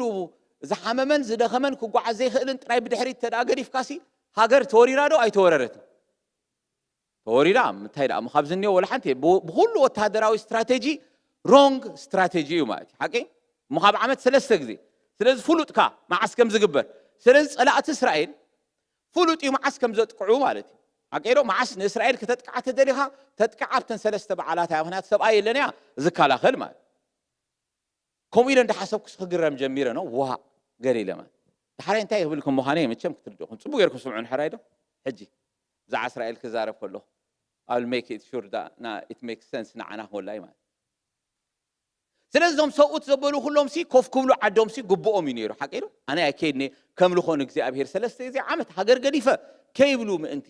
እግዚአብሔር ኣቀዲሙ እንታይ ኢሎም መሲልኩም እግዚአብሔር ኣምላኽካ ንህዝብታት ካብ ቅድሚኻ ክሰጉጌ ንዶባትካ እንታይ ክገብሩ ከግፍሖ ተዝርሕቕ ክብል ዶብካ ፈፂኦም ኣይቀርቡን እዮም ናብኡ ገጾም ኣይፅጉዑን እዮም እንታይ ኢሉ መሲልኩም ደስ ደበለኒ እግዚአብሔር ይመስገን ኣዝየ ደስ ደበለኒ እታ ኣብ ዓመት 3 ሰዓት ኣብ ቅድሚ እግዚአብሔር ኣምላኽካ ክትርአ ኢልካ ምስ እትድይብ ንምድርኻ ዝትምነ ሰብ የልቦን ኢሎም ሓሳብ ከማን ኣብ ልቦም ሲ ኣይቅመጥን እዩ ክትምነ ይኸማን ኣይኽእል ነምነሎ ክመፁኻ ሲ ትትምኒት ከማን ኣምላኽ ኣብ ስሩ ከሎ ከድርቆ እዩ ማለት እዩ ኣሜን ዶ ክሰምዕ ኣምላኽ ዝተመስገነ ስለዚ ኢትስ ሴፍ don't even worry ንእግዚአብሔር ኣምላኽካ ኣብ ዓመት 3 ግዜ ከተምልኾ ኢልካ ክዲብ ከለኻ it is going to be okay ይዝብሎም ዘሎ ኣምላኽ ጥራይ ሓሳብካ ናበይ ይኹን ናብቲኣ ማእከል ጥራይ ይኹን ነገርካ ሁሉ ጠርኒፍካ ጥራይ ናብኡ ደይብ እዩ ዝብሎ ነይሩ ንእስራኤል ማለት እዩ ኣምላኽ መስገን so amazing ኣምላኽ ኣሜን ዶ እዚ እግዚአብሔር ነዚ እብህጎ ስለ ዝኾነ እግዚአብሔር ክገብሮ ከዓ ስለ ዝደለየ እዩ ንህዝቢ እስራኤል ከምዚ ዓይነት ትእዛዝ ሂብዎም ማለት ብዛዕባ ዕረፍቲ ክዛረቦም ከሎ ብዛዕባ እታ ሰንበት ዕርፍ ክብሎም ከሎ ኣብ ግዜ ኣብ ምንታይ ዓይነት ግዜ ካ ትዕርፍ ኢሎም ኣብ ግዜ እንታይ ኣብ ግዜ ማሕረስን ኣብ ግዜ ዓጺድን ኣብ ኩሉ ግዜ እንታይ ግበር እንታይ ማለት እዩ ማሕረስን ዓጺድን መሲሉ ኣብ ግዜ ምጅማርን ማለት እዩ ግራትካ ክትጅምራ እንተ ደኣ ኮይንካ እዚኣ ክትቀደኒ ኣነ ሓንቲ ሓዳሽ ፕሮጀክት ጀሚረ ኣለኹ ለንቅነቅደፈኒ ትምህርቲ ጀሚረ ኣለኹ ገለ እንድሕር ኮይንካ ዳሕራይ ክነግረኩም እየ ማለት نشتي با حرس تبل تقين كما زي حريدو تمرتي محرس يا حري محرس حرس زغون عطيت كأنا ده حراي مايتي سلطلت مس بلكا كتأكب كأمس جمر كمايتي زي تعرف نجار مس أكب كأب جزء عطيت كأني كل جزء انتهي قبل عرف يا تعمل سي مايتي أملاخ سنمسك أب كل أوان عرف بناتو تزقدس اتيز او عكاك زي ابهير اتا اما اكل ابو انا خبارك كاي إلوز تصوع زلوك زي ابهير كل خاو مستعكب كاس ازس تاي زبولو صبو زبولوك زي ابهير جود زبولوك زي ابهير كم تك زي ابهير نفطرت مفطره صبو زبولو زمت اخابزي انتايو صبو يو مالتي املاخ انا تك زي ابهير او انتاي سلا زلو سمرتو سلا زلو مالتي املاخ سيزن اسرائيلاوين كم زيلو يو تصويعوهم مال شعو حوات ما ممتع ترى دي خونسي انتي كايم كوني لهم بحدا حبيرهم كنبرو يونايتد كونو بتأمرت تزبل قال مالتي او زلو يا خاد زبل ناي برايستي قال امرت سمرت ወይ ድማ ቱጌዘርነስ እዩ ዘመልክት ማለት በሓደ ምዃን እዩ ዘመልክት ማለት እዚ በሓደ ኮይኖም ተራመጥዮም in one accord እንተዳመጥዮም ሲ እግዚአብሔር አብኡ ሓደ ንዖም ክሕግሶኩም it's sweet it's beautiful it's delightful ይብሎም ደሎ ማለት ሓጎስ ኮኒ ባህታ ኮኒ ናቱ እስራኤላውያን በዓል ከብዕሉ ክኸዱ ከለው መቸም ንምንታይ እዮም ዝኸዱ መስልኩም ንሪፍሬሽመንት እዮም ዝኸዱ ሓቂ አው ኸድካስ ንኣምላኽ ኣምልኽካዮ ጥራይ ኾንካ ትመጽእ ትምለስ ከለኻ ተሐዲስካ ኢኻ ትመጽእ ማለት ኣሜን ዶ ከመሃና እንድሕር ደይብካሲ መን ሒዝካ ኢኻ ትምለስ ሳሙኤል ሒዝካ ኢኻ ትምለስ ኸምኡ ኢላ ስለዝደየበት ኣሜን ዶ ክሰምዕ ስለዚ እቲ ምድያብ ናይ እግዚኣብሔር እንታይ ኣለዎ መስልኩም በረኸት ኣለዎ ናይ እግዚኣብሔር ምብፃሕ ኣለዎ ስኻን ከም ዘለኻ ኢኻ ትኸይድ ናው ምስናይ ሽግርካ ኢኻ ትኸይድ ከመሃና ማለት እዩ ኣምላኽ ምስኪን ኣሜን ዶ ምስናይ ኩሉ ሕቶታትካ ኢኻ ትመጽእ ኣምላኽ ምስኪን ዳስ ዋይም ዞም ዘመርቲ ምሕቶታተይ ከም ዘለዎ ይጽናሕ ዝበሉ ማለት ከም ዘለኻ ኢኻ ትመጽእ ነገርካ ሁሉ ብድሕሪት ገዲፍካ ይኸለኻ ዝበልዕ በላዒ እንዳሃለዎ እንካሎ ዘፍርሕ ነገር እንዳሃለዎ ከሎ ንእግዚአብሔር ኣምላኽካ ኣሚንካ ተኣከብ ኢልዎም ኣምላኽ ምስኪን እዞም ህዝቢ እዚኦም ኣብዛ ኺዳን እዚኣ ዝነብሩ ዘበሉ ሰብ ኩሎም ነዚ ኺዳን ስለ ዝኣመንዎ ነዚ ኺዳን ስለ ዝተቐበልዎ ነዚ ኺዳን ዝህብ ዘሎ እግዚአብሔር ከዓ ብሙሉእ ልቦም ስለ ተጸግዕዎ በብዓመቱ ከምኡ ይገብሩ ነይሮም ማለት ኣብቲ ኣረጊት ኪዳን ማለት ፍላይ ድማ ኣብዚ ናይ ዳዊት ዘመን ክርኢ ከለና እግዚአብሔር ከምኡ ስለ ዝገበሩ ንእግዚአብሔር ከዓ ተኣኪቦም ኩሉ እዋን ስለ ዘምልኽዎ እግዚአብሔር ነታ ምድሪ ባሪኽዋ ዶ ኣይበረኸን ባሪኽዋን ፈረቓንን ማለት ሓቂ ዶ እዞም ህዝቢ እዚኦም ኣብ ዝተኣከብሉ ግዜ እግዚአብሔር ኩሉ ግዜ በረኸቱ ኣብ ማእከሎም ነይሩ ከምኡ ዓይነት በረኸት ኮይኑ ዘይፈልጥ ወዱ ናብ ወዱ ምስ ሓለፈ ማለት ሙሴ ዳዊት መቕደስ ሰሪሑ ብቴንዳ ዳ ተኾነት ዳእምበር ሓቂ ዶ ወዱኻ ከመይ ዝኣመሰለ ተገርም መቕደስ ሰሪሑ ዶባቱ እግዚአብሔር ኣስፊሕሎም ዶ ኣስፊሕሎም እወ ጥበብን ጽድቅን ሃብትን ክብረትን ኣብዚሕሎም ዶ እወ ረብ ሰሎሞን ብውግእ ኸማን ኣይረኸቦን እኮ ሰሎሞን እኮ ብኣምልኾ እኳ እዩ ረኺቦ እዚ ኩሉ ስፍሓት ኣምላኽ ምስኪን ንእግዚአብሔር ቀጻሊ እተምልኽ ዩናይትድ ዝኾነት ሓንቲ እስራኤል እያ ዝነበረት ማለት that was conquering far and wide ማለት ናብ ኩሉ ኸይዳ ኮንከር ትገብር ኣዝያ እተገርም መንግስቲ ዝነበረት መዓስያ ምሲላትኩም እዛ መንግስቲ እዚኣ እንታይ ኮይና ኣብ ዝነበረትሉ ግዜያ ኣሕዋት ብሓደ ሓቢሮም ክነብሩ ከለው እያ ማለት እዩ ኣሜን ዶ ክሰምዕ there was power ማለት እዩ ኣምላኽ እዛ መንግስቲ እዚኣ መዓስ ደኺማ መሲሉ መዓስ ከም ዝደኸመት ትፈልጡ ዲኹም ርሑቕ ከይኸድኩም ኣብኡ ክፀንሕ ብዙሕ ግዜ ከይጥፍእ ምን ሓደ መለክዒ ናይ ኩሉ እኩይ ዝኾነ ካልእ መራሒ ምስ መፀ እዩ ሓቂ ዶ መፅሓፍ ቅዱስኩም ተራ ፅቡቅ ጌርኩም ኣንቢብኩም ሲ እንዳተለክዐ ዝኾነ ዝመፀስ ብመን ይልካዕ ብየሮብዓም ወዲ ናባጥ እዩ ዝልካዕ ሓቂ ዶ ወዲ ናባጥ እንታይ እዩ ገይሩ መሲልኩም ሓንቲጥ ነገር እዩ ገይሩ ማለት ነዚኣ እግዚአብሔር ዘቐመጣ ምኽሪ ነዛ ኩሎም እስራኤል ተኣኪቦም ኣብ ኢየሩሳሌም ንኣምላኾም ከምልኹ ምእንቲ እግዚአብሔር ዝሓገጋ ሕጊ ንዓንታ ገይርዋ ኣዝቢልዋ ማለት ኣርሒቕ ኣቢሉ ካብ ኢየሩሳሌም ወፃኢ ካልእ እንታይ ሰሪሑ በረኽቲ ሰሪሑ ከምኡ ክገብር ከሎ ከዓ ምክንያቱ እንታይ ባዕሉ ተዛሪቡ ኣሎ እዚ ህዝቢ እዚ ምክንያቱ ምስ ወዲ ሰሎሞን ሮብዓም ቁርብተይ ኩራ ኣጋጢሞም ኩርዩ ከም ዝጀመሩ ምስ ፈለጠ ዛዓ ኩራ ዳሕራይ ክዛረበ ማለት ኩርዩ ምስ ጀመሩ ምስ ፈለጠሲ دحر من البات كم قال لهم لبهم ريستورد كي خون كم لخو لهم نابتا مقدس خودو خلوسي دحر كيت ألموني كي علوني من انتسي أما نقدي أقوالي ما حنت خالق مقدس كجبر لهم يلو مال فعنا ذا عسرته نقد بملت هان تاجروا جزيع وامال ملك هو العلوة كا خوينو ماك خاوني نيوم تزي he disperses them ما قاقيل وما اتو محوات بحدث نبورسي عسرت يوم تجزيعهم تراي دي خلوسي لومي درجة كوا توحيد بأحزاب تحنافيت كسعز طفو مالتي زر من ماننتهم كله كسعز دمسس تاريخهم كله كسعز دمسس اتنا እግዚአብሔር በረከት አቦም አዘዘ ሁሉ ዝጠፍ ኮይኖም ማለት አለና ነው በሐል አዝዩ ዘገርሚ ማለት እዛ አብዙሪያ እቲ እግዚአብሔር ዘአዘዞ በሐደ ኮይንካ መንባር ዘምጾ በረከት ግን አውሪና ያለና ሐቀይዶ እግዚአብሔር ነታ መንግስትያ ዓባይ መንግስቲ ገርዋይ እዚኦም አይቀጸሉን ሐቀይዶ ክልተ ነጋውስ ከማን አይቀጸሎም እቲ ሕውነት ምድራዊ ሕውነት ስለዝነበረ ምድራዊ ሕውነት ካሁሉ ጊዜ እንዳ ዓመታት እንዳኸደ ሆሎ እንዳ ለሐለሐት ያትኸይድ ሐቀይዶ ትማሊ ሓውኻ ዝነበረስ ኣብ ደቅኻ ኾኑ ሆሎ እንታይም ዝኾኑ ደቅሓው ቦታት ኾኑ ሐቀይዶ ከምኡ ዳ ይኾነት ውርድ ምስፈልካ እንታይ ኾኑ እንታይ ሞኔሩ ገለ ያኻትብል እንታይ ሞኔሩ ነቦይ ወዲ ሓውዲ ገለ ይኔሩ ትብል ማለት ጽንዒልካ ውርድ ተይልካ ግን ትኸይድ ማስ እንዳሃሰሰት ያት ምድራዊ ሕውነት አይጸንሕና ነዊሕ ትኸይድ ዓይነት ኣይኾነት እንዳሃሰሰት እንዳሞተት እንዳቀጠነት ያ ትኸይድ ማለት ዳስ ዋይ ቀጢናቶም ማለት ሕውነቶም ዝቀጠነት አበቦኦም ኣብ ያዕቆብ ዝትውከል ሕውነት ስለዝነበረት ያ ማለት بسرو داويت بزعباز النجار إذا خزارم كله بزعباز ساتهم ترى يكونن زارم نيرو بزعبانا كله إذا أتم بيتاوي ملأختي وزنبرة أملاخ مسك اثنين بحق هو نتسي أبانا يزلو أمين دخ سمع فتيمو زي حسس زي ديدمسس عينت حبرتيو مالتي أملاخ مسك أمين دخ سمع يسوع كريستوس قويتاي إبراهيم معرف كل التفقد عسر تقدام عينت بي مسرت حبرت ناسي اتبودو بيسوع كريستوس أبيلنا بعيو منفس قدوس مس أملاخ زحابرنايو حبرتيو أملاخ مسك مسرت كل حونتنا بمن زرخبنايو بكريستوس يسوع زرخبنايو إبراهيم معرف كل التفقد عسر تخمزيزن اتخلوا من أنت أو خلون بوز خنا نبزحات ولود ناب كبري النعتهم نترى اسم دحانهم بالسكيات فتسمو تجبو مالت تزقدسن اتهم زقدسون كلاتهم كاب حادهم بس مغنيات كايو سمكا أحواتي نحواتي كنجروم إيه دقيمو سوري سمكا نحواتي كنجرومي أما أكل محاورن كزمرل كايلو أحواتي نمبالهم ها أي حفرن أيو دقيمو أنا أبوه كل كم بحد شو إنه أنا نتوم أملاخ ذهبني ولدن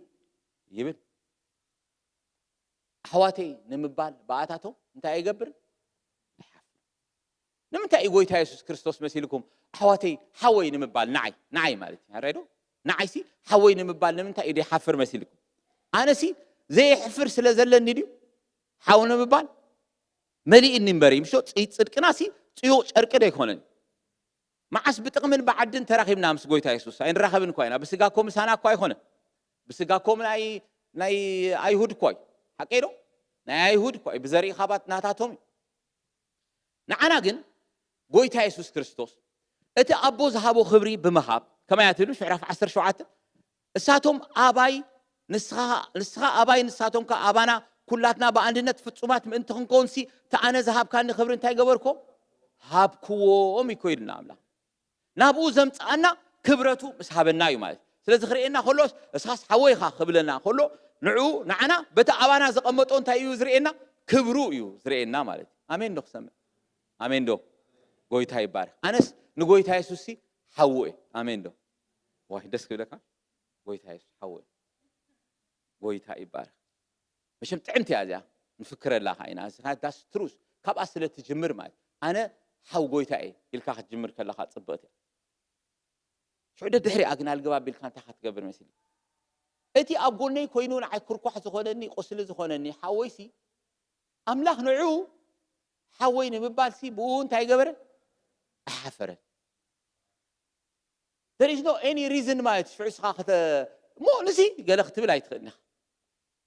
متحف قدس ما يدوي كتنقاكم دحين من الباس سؤال كهولو قفافة قال أخي تخونوا من أنتي متحف قدس تايز بنفسك ما جوهم متحف قدس بلع كله سلز زارب تحسوكي أنت حاو كلوسي زبلالو مش متحف كلوس زماوي سرعي حساوي أنت قالوا لازم ملكتي هتقبروا له اللهم لمسا نزيهم بزع 5 يوم ما يكون كون زارب زلو أجو it's okay جن قويتا يسوس كريستوس زتصوع بقولوا نجارو دخام زلو ما عاد سنفنا زلو سنكل زبل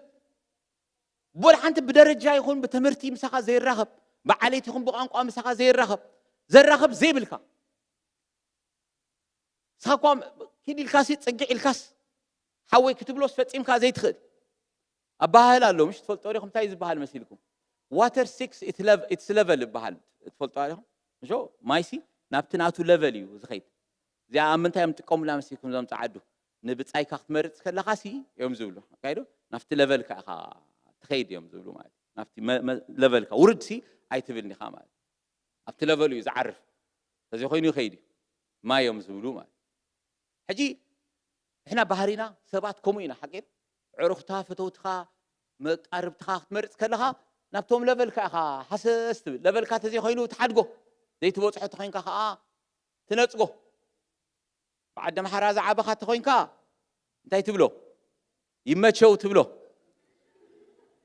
يمچو زي انا ما حاجه يمچو اكتو قلب الخمال بانا تخينا خ أنت هذا بقى تعشم مس حلفوا لكم بقى رسينا كوغر يا بالحقيقة كمان وإذا ما خمسة نيزر أجابر زنجركم ناي كلام تفضل تعرفهم نيزر أجابر سوري زر أجابر ده أحد شو العلي ينبر زر أجابر تفضل تاري خايل واحد أو قايل هاي نيزر أجابر تاقدر فوزر أجابر تحت ولا قدم جيسو شيء نبر ما قد قش السوايدي قريلو بعد زر أجابر سي جيسو تايمارت بخارو خبر I don't think he remembers حاجة جيسو كوشيء نيري قدم قلت هيز مال تايمينيرر كوينو سجيرو خندا مسجبرسي بتنايك أدم حماموت رأي ذكر حزبي وحزبنا حقي نحر استبيلكم اللهم سا أبعلال استبيلكم اللهم صوم بروحاتكم دحانكم تعبات صوم كم آية تجورنيهم تخون كنا I'm telling you that's what they do people كم يوم زبلو خامات أين تعتقد خلاص تصاعد تسوي ساكم قال إنيرو تادسو قال يوم زبلو خامات قوي تايسوس كنا أحواتي نمبال انتهي كونه I حافرن I كونت انتبه I حافرنيو اعتبر أملاهم بس حافرن is past tense one time event نايت ماري قدايو ماري I حافرنيو جن it's a present continuous tense كل جزء حافرنيو بأخا حوي نخبلا كامل كم تنعي نحوي كأملاخ استمس تغيفون آمين دوكسم قويتا يسوس كريستوس قويتا شو مبروك يخون سلازي إذا قلنا نازل له حونا يو أملاخ مسك بلاد لايننا يو آمين نهنا كم تنا يعقوب مولدون دخده زحسس كي مسلكم نحنا حونتنا مسرته كريستوس أسوي الرقيبنا إحنا كو حواتنا هون كون إحنا تدلالينا يكوننا نحواتنا هون ناب كريستوس مسمت أنا كوينا كريستوس إذا رقبنا ثم أكلينا نسوي داسوينا تحونتنا كله جزء تنيعو نخنبر زي النقانق زخون جزء زي الوطومال كريستوس سعزله حونتنا قالو آمين دو أنا ناب كريستوس مسمت أناس أو كل جزء نرخب مالتي أملاخ ساز مسرتنا كم تانا يتقدمي تخيدان عينة حونت أيكونن فيدز قبر حونت أيكونن مالتي أملاخ جزء زي برزو يومات ساز مسرت حونتنا حبرتنا قدسنا حواتي حونتي we are brothers أملاخ in Christ آمين دو سامي قويت هاي بار كم زوم بلو زبلو قال عيبلين يمر بل قال متين ما تقولنا خازلوس حوي خبلو قال خلكم متين ما قلنا حنقدي فيكم الله كمو تأي خم زبلنا خيت بلوني ما قم بلبهم I think he would say that ما مشوا نتحوهم رأيهم حوي خبلو بلبهم ما نتحفتهم كحفتي خبلو كم تخرستوس زريكي كمو أنا ريك الله من هذا عيكم وسل زرعيني ما نعيكم وسل زرعين زبحك زي باللي كلوسي بعيك زي حفرة أنا خاز كومي ماي ناتن عخريك خلقوس بتخبر كريستوس يدريك نات خبر كريستوس يو أباخي زلوا أملاخ تحبرة ناس يلو يوحنس كزارب كله اتنا بحبرة ودو يسوس كريستوس بويتانا تاي زغبرنا زت أوعكم أملاخ انتاي أموي نا بحبرة ودو بويتانا يسوس أوعكم سز حبرة زي منفساوي حبرة يمرسقاوي أيكونه منفساوي ስለዚህ አይና ቀነቅንዩ ማለት አምላኽ መስገን መሰረቱ ክርስቶስ እቲ ሕብረት እዚ ምስ ክርስቶስን ምስ እግዚአብሔር አቦን ብዕዮ መንፈስ ቅዱስ ካዩ ስለዚህ ዝናቀነቅ አይኮነን ዳስ ዋይ ኳዩ ህይወት ንዘል ዓለምን ዝበለኮ እዚ ትንቢት እዩ ዳአምበር ናይ በሐቂ ንዓቶም ጥራይ አይኮነን ማለት ቀጻሊ ንዘል ዓለም ህይወት ዝኸውን ንዓናይ ምክንያቱ ትሕውነትና ካብ ምድሪ ዘይተርፍ ሓቂዶ ኣብታ ትመጽእ ዓለም ታይ ዝኸውን ዝቅጽል ዘል ዓለማዊ በረኸት ዝስዕቦ ዘል ዓለማዊ ዲላይት ዝስዕቦ እዩ ማለት አሜን ዶ ሓጎስ ማለት አቡ ጓሂ የለን ሓዘን የለን እንብለላ ሰማያዊት ከተማ ኮይና ምስ እግዚአብሔር እንሕጎሰላ ዘል ዓለማዊ በረኸት ዘሰንዮ ሕውነት ስለ ዝኾነ ማለት አምላኽ አሜን ዶ ስለዚህ ነቀነቅ ሕውነት ዘይነቀነቅ ሕብረት አምላኽ ዝተመስገነ ኢየሱስ ክርስቶስ ጎይታ እዩ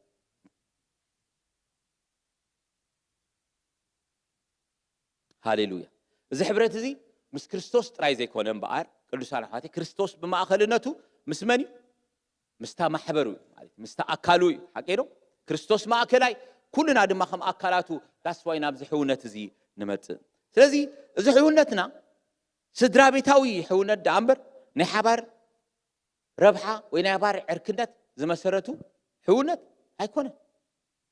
ምክንያቱ ንሕና ስድራ ቤቱን ኣምላኽ ደቂ ዓዱ ንመን ኢና ንቅዱሳን ናይ ስድራ ቤት ሕውነት እዩ ዘለና ማለት እዩ ኣምላኽ መስገን አሜን ዶ ከምሰምዕ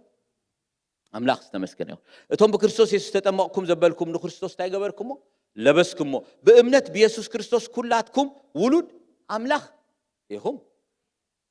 ኩላትኩም ክርስቶስ ኢየሱስ ሓደ ይኹምሞ በዛ አይሁዳዊ ወይስ ጥራዊ የልሞን በዚ ባሪያ ወይስ ጭዋ የልሞን በዚ ተባዕታይ ወይስ አንስታይ የልሞን ናይ ክርስቶስ ካብኮንኩም ደጊም ዘሪ አብርሃም ይኹም ከም ተስፋ ድማ ወረስቲ ይኹም ማለት ስለዚህ ዳዝም ማተር በይን ከም ዝመጽኻ አምላኽ መስገን እዛ ኣብ ጎነይ ዘሎ ሓወይ ናቱ ደረጃ ይኹን ትምህርቱ ይኹን ሃብቱ ይኹን ፍልጠቱ ይኹን ብዘይ ይገድስ መንፈዓቱ ይኹን ሓወዩ አምላኽ መስገን አሜን ዶ ስለዚህ ምስናይ ሕመቁ ንሓወይ የፍቅሮ ኤዶ ንበል ብልብና አሜን ዶ ምስናይ ስንፍንኡ ማለት አሜን አምላኽ መስገን ኢየሱስ ክርስቶስ ጎይታ እምበኣር ሓዋት ስለ ዝኾንና ኢና ንሓብር ሓቂ ሓዋት ተኾይንካ እንታይ ትገብር መስሊኩም ኖርማል ናይ ሓዋት መለለይ ሓደ ኢኻ ትመስል ሓቂ ዶ ሓደ ትመስል ኣቦኻ ሓደ ስለ ዝኾነ ኣድራሽኻ ሓደ ኸውን ኣብ ሓደ ገዛ ስለ ትቕመጥ መግቢ ሼር ትገብር ሓቂ ላይፍ ሼር ትገብር ጉዳይካ ክጋጠመካ ከሎ ናብ መን ኢኻ ትጎይ ናብ ሓውኻ ወይ ናብ ሓፍትኻ ኢኻ ትቐርብ ዋይ ቢካዝ ሓዋት ስለ ዝኾንካ እቲ ትገብሮ ዝመ ኩሉ እቲ ትገብሮ ሓውኻ ስለ ዝኾነ ትመሰረቱ ንሱ እዩ ማለት ዳስ ዋይ ቀዳማይ ክርዳእና ዘለዎ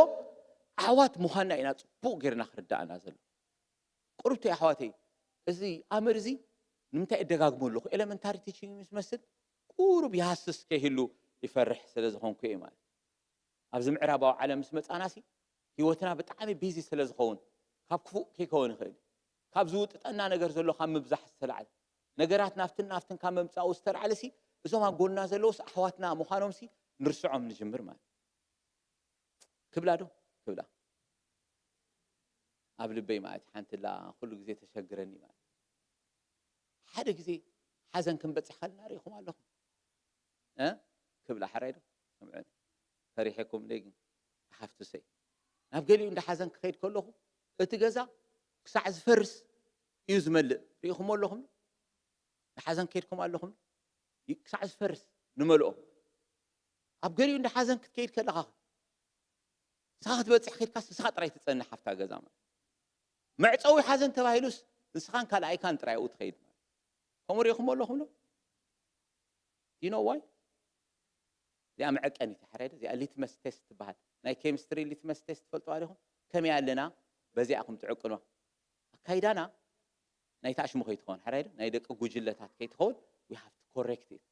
ሕብረትና ሕውነት እዩ መሰረቱ ኣምላኽ ኣሜን ኹም ተረኩም ደ it's okay ተተረኩም ኣጠንቂቐኩም ስለ ዝኾንኩ ካብ ዓንተ ወይ ማለት ኣምላኽ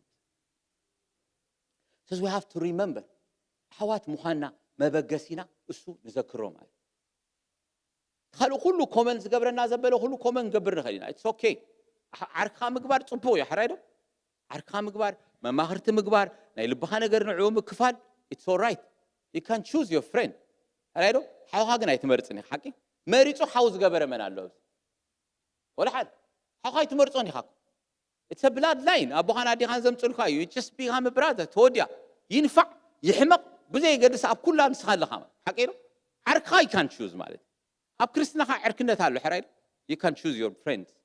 ما حزا قلخ تقبروا تخوليهم مسوم كتعللوا تخوليهم ናይ ልብኹም ከተካፈሉ ትኽእሉኹም this is okay we can do it ግን ቶም ካልኦት ኣሕዋትና ልክ ዓምቲ ንስጋ ሓውኻ ትገብሮ ዘበለ ሙሉ ነቶም ኣብ ዘሎ ኣሕዋትካ ከምኡ ንኽትገብር ልብኻ እንታይ ክገብር ኣሎ ከንቅድ ክኽእል ኣለዎ ማለት ኣሜን ዶ ክሰምዕ ኣካይዳና ምእንቲ ክልወጥ ኢለ እግዚኣብሔር ይመስገን ስለዚ ካብ ሕውነት ዝተበገሰ ሕብረት ኣምላኽ ይመስገን ሓዳይ ዶ ካብ ሕውነት ዝተበገሰ ሕብረት ግብረ ሐዋርያት ምዕራፍ 2 ተራእምቢምና ተቀዳሚት ቤተ ክርስቲያን ከምዛ ዓይነት ሕብረት እዩ ነይሩ ሓቂሮ ሕብረታ ላይቭሊ ነይሩ ማለት በትምህርት ሐዋርያትን ምዕራፍ 2:42 ነው ዘንብብ ደሎ በሕብረትን በመቁራስን ጌራን በጸሎትን ጸኒዖም ነበሩ ኣብ ኩሉ ነፍስ ፍርሃት ኮነ ብዙሕ ተአምራትን ትምህርትን ድማ በሐዋርያት ተገብረ እቶም ዝኣመኑ ሁላቶም ከ በሐንሳ ነበሩ ዘለዎም ኩሉን ብርኪ ነበረ መሬቶምን ጥሪቶምን ይሸጡ ንሁሎም ከ ከከም ዘድልዮም ይመቅልዎም ነበሩ ኣብ ጸጽባህ በሕብረት ኣብ ቤት መቅደስ ከይቋረጹ ጸኒዖም ይከቡ ነበሩ ኣብ ኣባይቲን ጌራ እንዳቆረሱ በሐጎስን بقروه لبن نعملخ إن أمسجنو بحنسا كوينوم يبلعو نبرو أب كله هزبي عدل نبروم جاب هيرد ما زدحنو بتصبح حتى محبري وسخ نبرة يبلنا حبرت أبزنا إبراهيم قالوا ويمنا يجرخ قالوا إذا قال زي أب حدش كده أنت رايحين نرخبه إذا قال زي أبزد الحبرت تباهيلو تتقيسوا زلوا حبرت ويدما بجرخ كوينونيا تباهيلو تتحيفوا زلوا قال أب حدش كده دحر مراد منفس قدس رايحين نرخبه مالت إذي يونيتي زي خم تعانتوا يزولكم نحبرتنا نابون نابودو يسوع كريستوسني بناي من عيو بناي منفس قدس عيو مالت سوت رايح خم بحدش سلس تولدنا كوي مولاد زبحال زمتسكو كريستوس بودو بيسوع كريستوس أملاك بودو بيسوع كريستوس يرو خم حاتيات مسرحاننا نتا أمنت مس آمنا بناي تسفى منفس قدس مستحتمنا منفس قدس كأولود مستجبرنا أيو حونت زبحال زمتس مالت منفساوي يوزولكم كعنتوي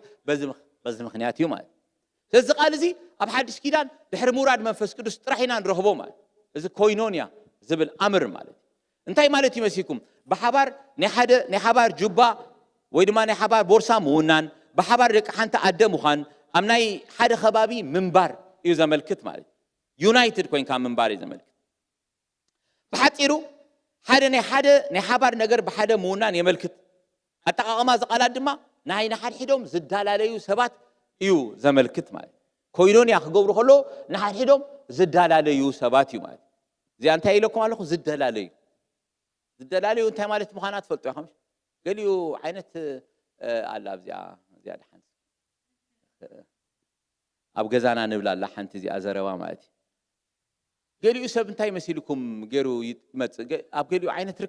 ركب على مسيلكم تحدى نخبلك أتراي زمت السوال لوريهم والله كبلك كبك أتراي مات أبتي one directional مات حريرة one directional رخيب كاسي إلى كاتراح يوز خيدم بر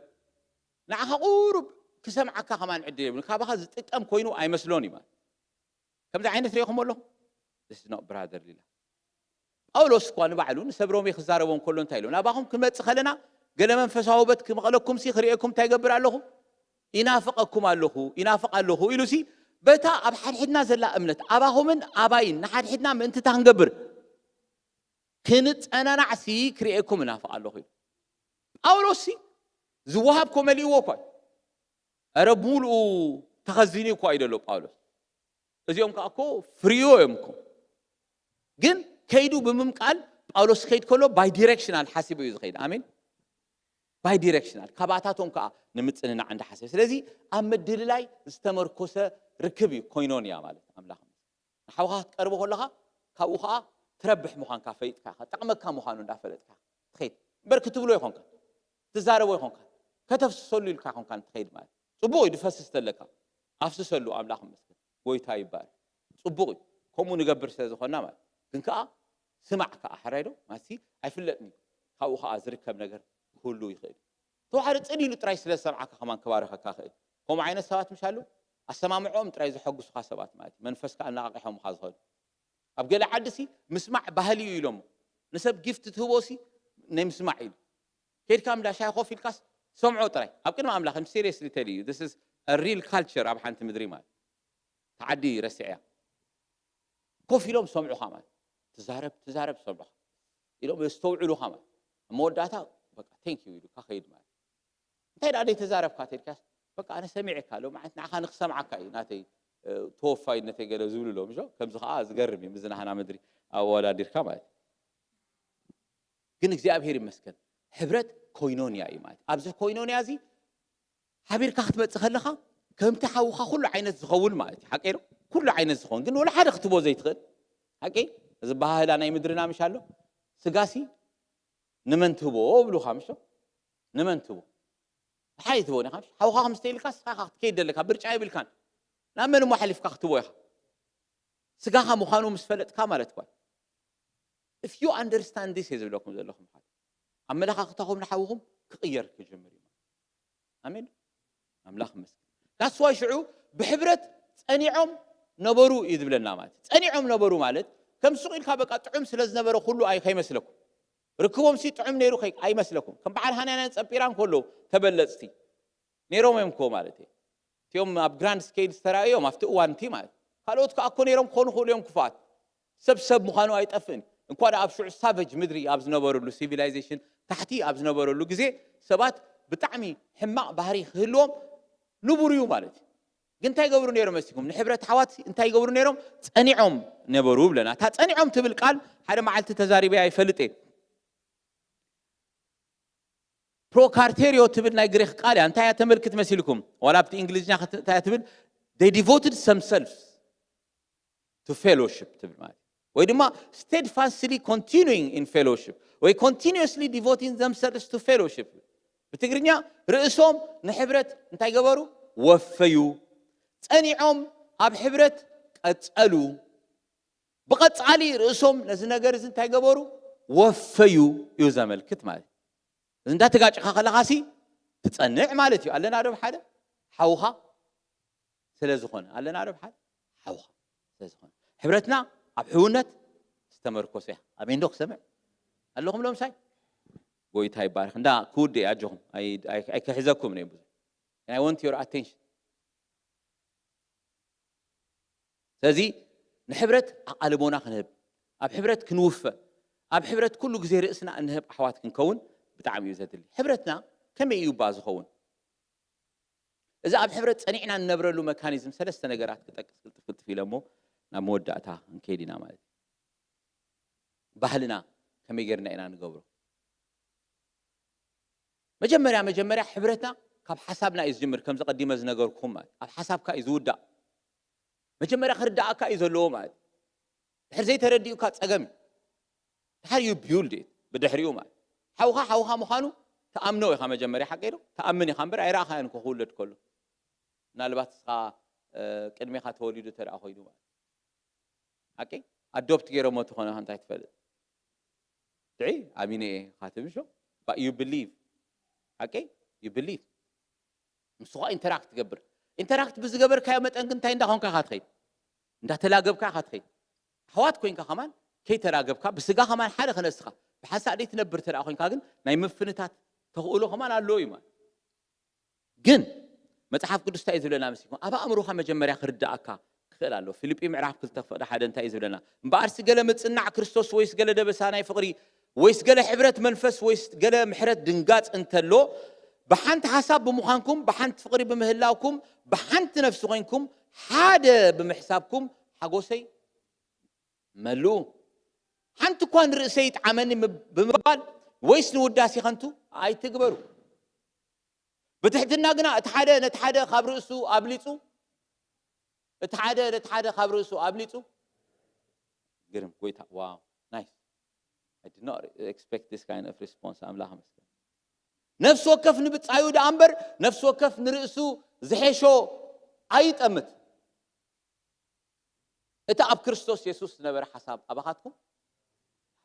إذا أبت أملها تخايز اللو مالتي مجمريا بزحونتك تحسب كلها what is in there for me أيكونن نعيسي بمتى يبخر بحني تأمت تغمس تأمو تغما مسلي أحوات تدع خوينا سي كاف سليش أنت يخركب تدع خوينا selfish childish behavior بهذا حقيقة بقى أخت تربح خاطر حتى جلسك تمو ما تربح أبغى خمسة إلا أنت حرت فلت خوينك يخاط تقول فو مال قريف كايت خير حقوقها تبو مال زعبة خاطر أخوين متعرف كل سكن نفس وقف تأيدوا ولا خدق مولكم يتحرين بحنت نفس خوينكم حدا بمحسابكم حقوسي ملو حنت كون رئيسيت عمل مبال ويسنو الداسي خانتو كي تقبروا بتحتنا قنا تحادا خاب رئيسو أبليتو انتا يقبروا يرأيو نفس وقف نبتصايو دما أنبر نفس وقف نرئيسو زحيشو انتا يقبر أيتأم نعاي زحيشن أيكونن كحسب كل لغسي نحوي عينيتي أساس بلتت كنحسب صبو This is Christianity تقولوا صراحة زيا كريستنا مال قويتا زاززنا زيا آمين كنفحفح it's not willing كل جزء أنا قديرات الانتحارات تبلا الله خوينك you are wrong سعيد كان الله خمال أي ترد أكل إذا قال زي أي برحال كان أبا أمرها أي حس كايون الله خمال أملا خمس إذا avoid دا قدامي خلاي كم زمس آمنا كم زمس ترد أنا أو اشتنا كم زمس تقبلنا نزي فخرات رايك خوني بدون حقيقة نابرانا نتنا أمنو تخونا له بنابرا خرائك خلالو كنبركم وكنكل علينا أملاخ مسك قدام يوحنا 13:4 نحنا نحوات نفكرهم سلازغنا كم موت نبهيوت كم تساجرنا نفلت إنا اتزي فكر جنا أموت انت يقبر ينبر نحاول سأل زبله كله قتال نفسي زخونه كله دما نايزل عالم هيوت أبو كم زي تنبر تفلتوهم زقالم وحيال نبي خم خطبلون نز سكنا نبي خطبلون نز just pause a little bit ما هيك كده نحاول تسأليو سي أعتبر الله قتال نفسي مع الدماء أعتبر الله العالم يقول literally failed كريستنا خاسي بزيرو أربح كيا يزبل لنا دلهم هاي راينا خنقبر زقبانا نسون هيوتو أبكنا ناس لزحلفة بزي نفقرين تاين قبر لنا فقرت فلتسي السون تاي سلز قبر لنا هيوتو أبكنا ناس تاي سلز قبري زحلفة يوما شو نحن خدها فقري خدنا بران كلنا خمي أخذ كون زلوا نحن ون أبكنا حواتنا هيوتنا كان حلف يجب عنا يو أعتبر الله الله هنوش جزء عسي نحوي زتأكم محساب سي قربتي له سجري لا تحقي زي محساب سي نشتيات أني حتى أقدمي هذا اللامة إذا أجن you have to be ready to die for your brother يزول الناس اللي متحف كل اسمه أمين دو خسام بزي حساب زي مستقاننا إذا حساب زي أبا أمرنا مس أتوه كم أتصور مس حزنايو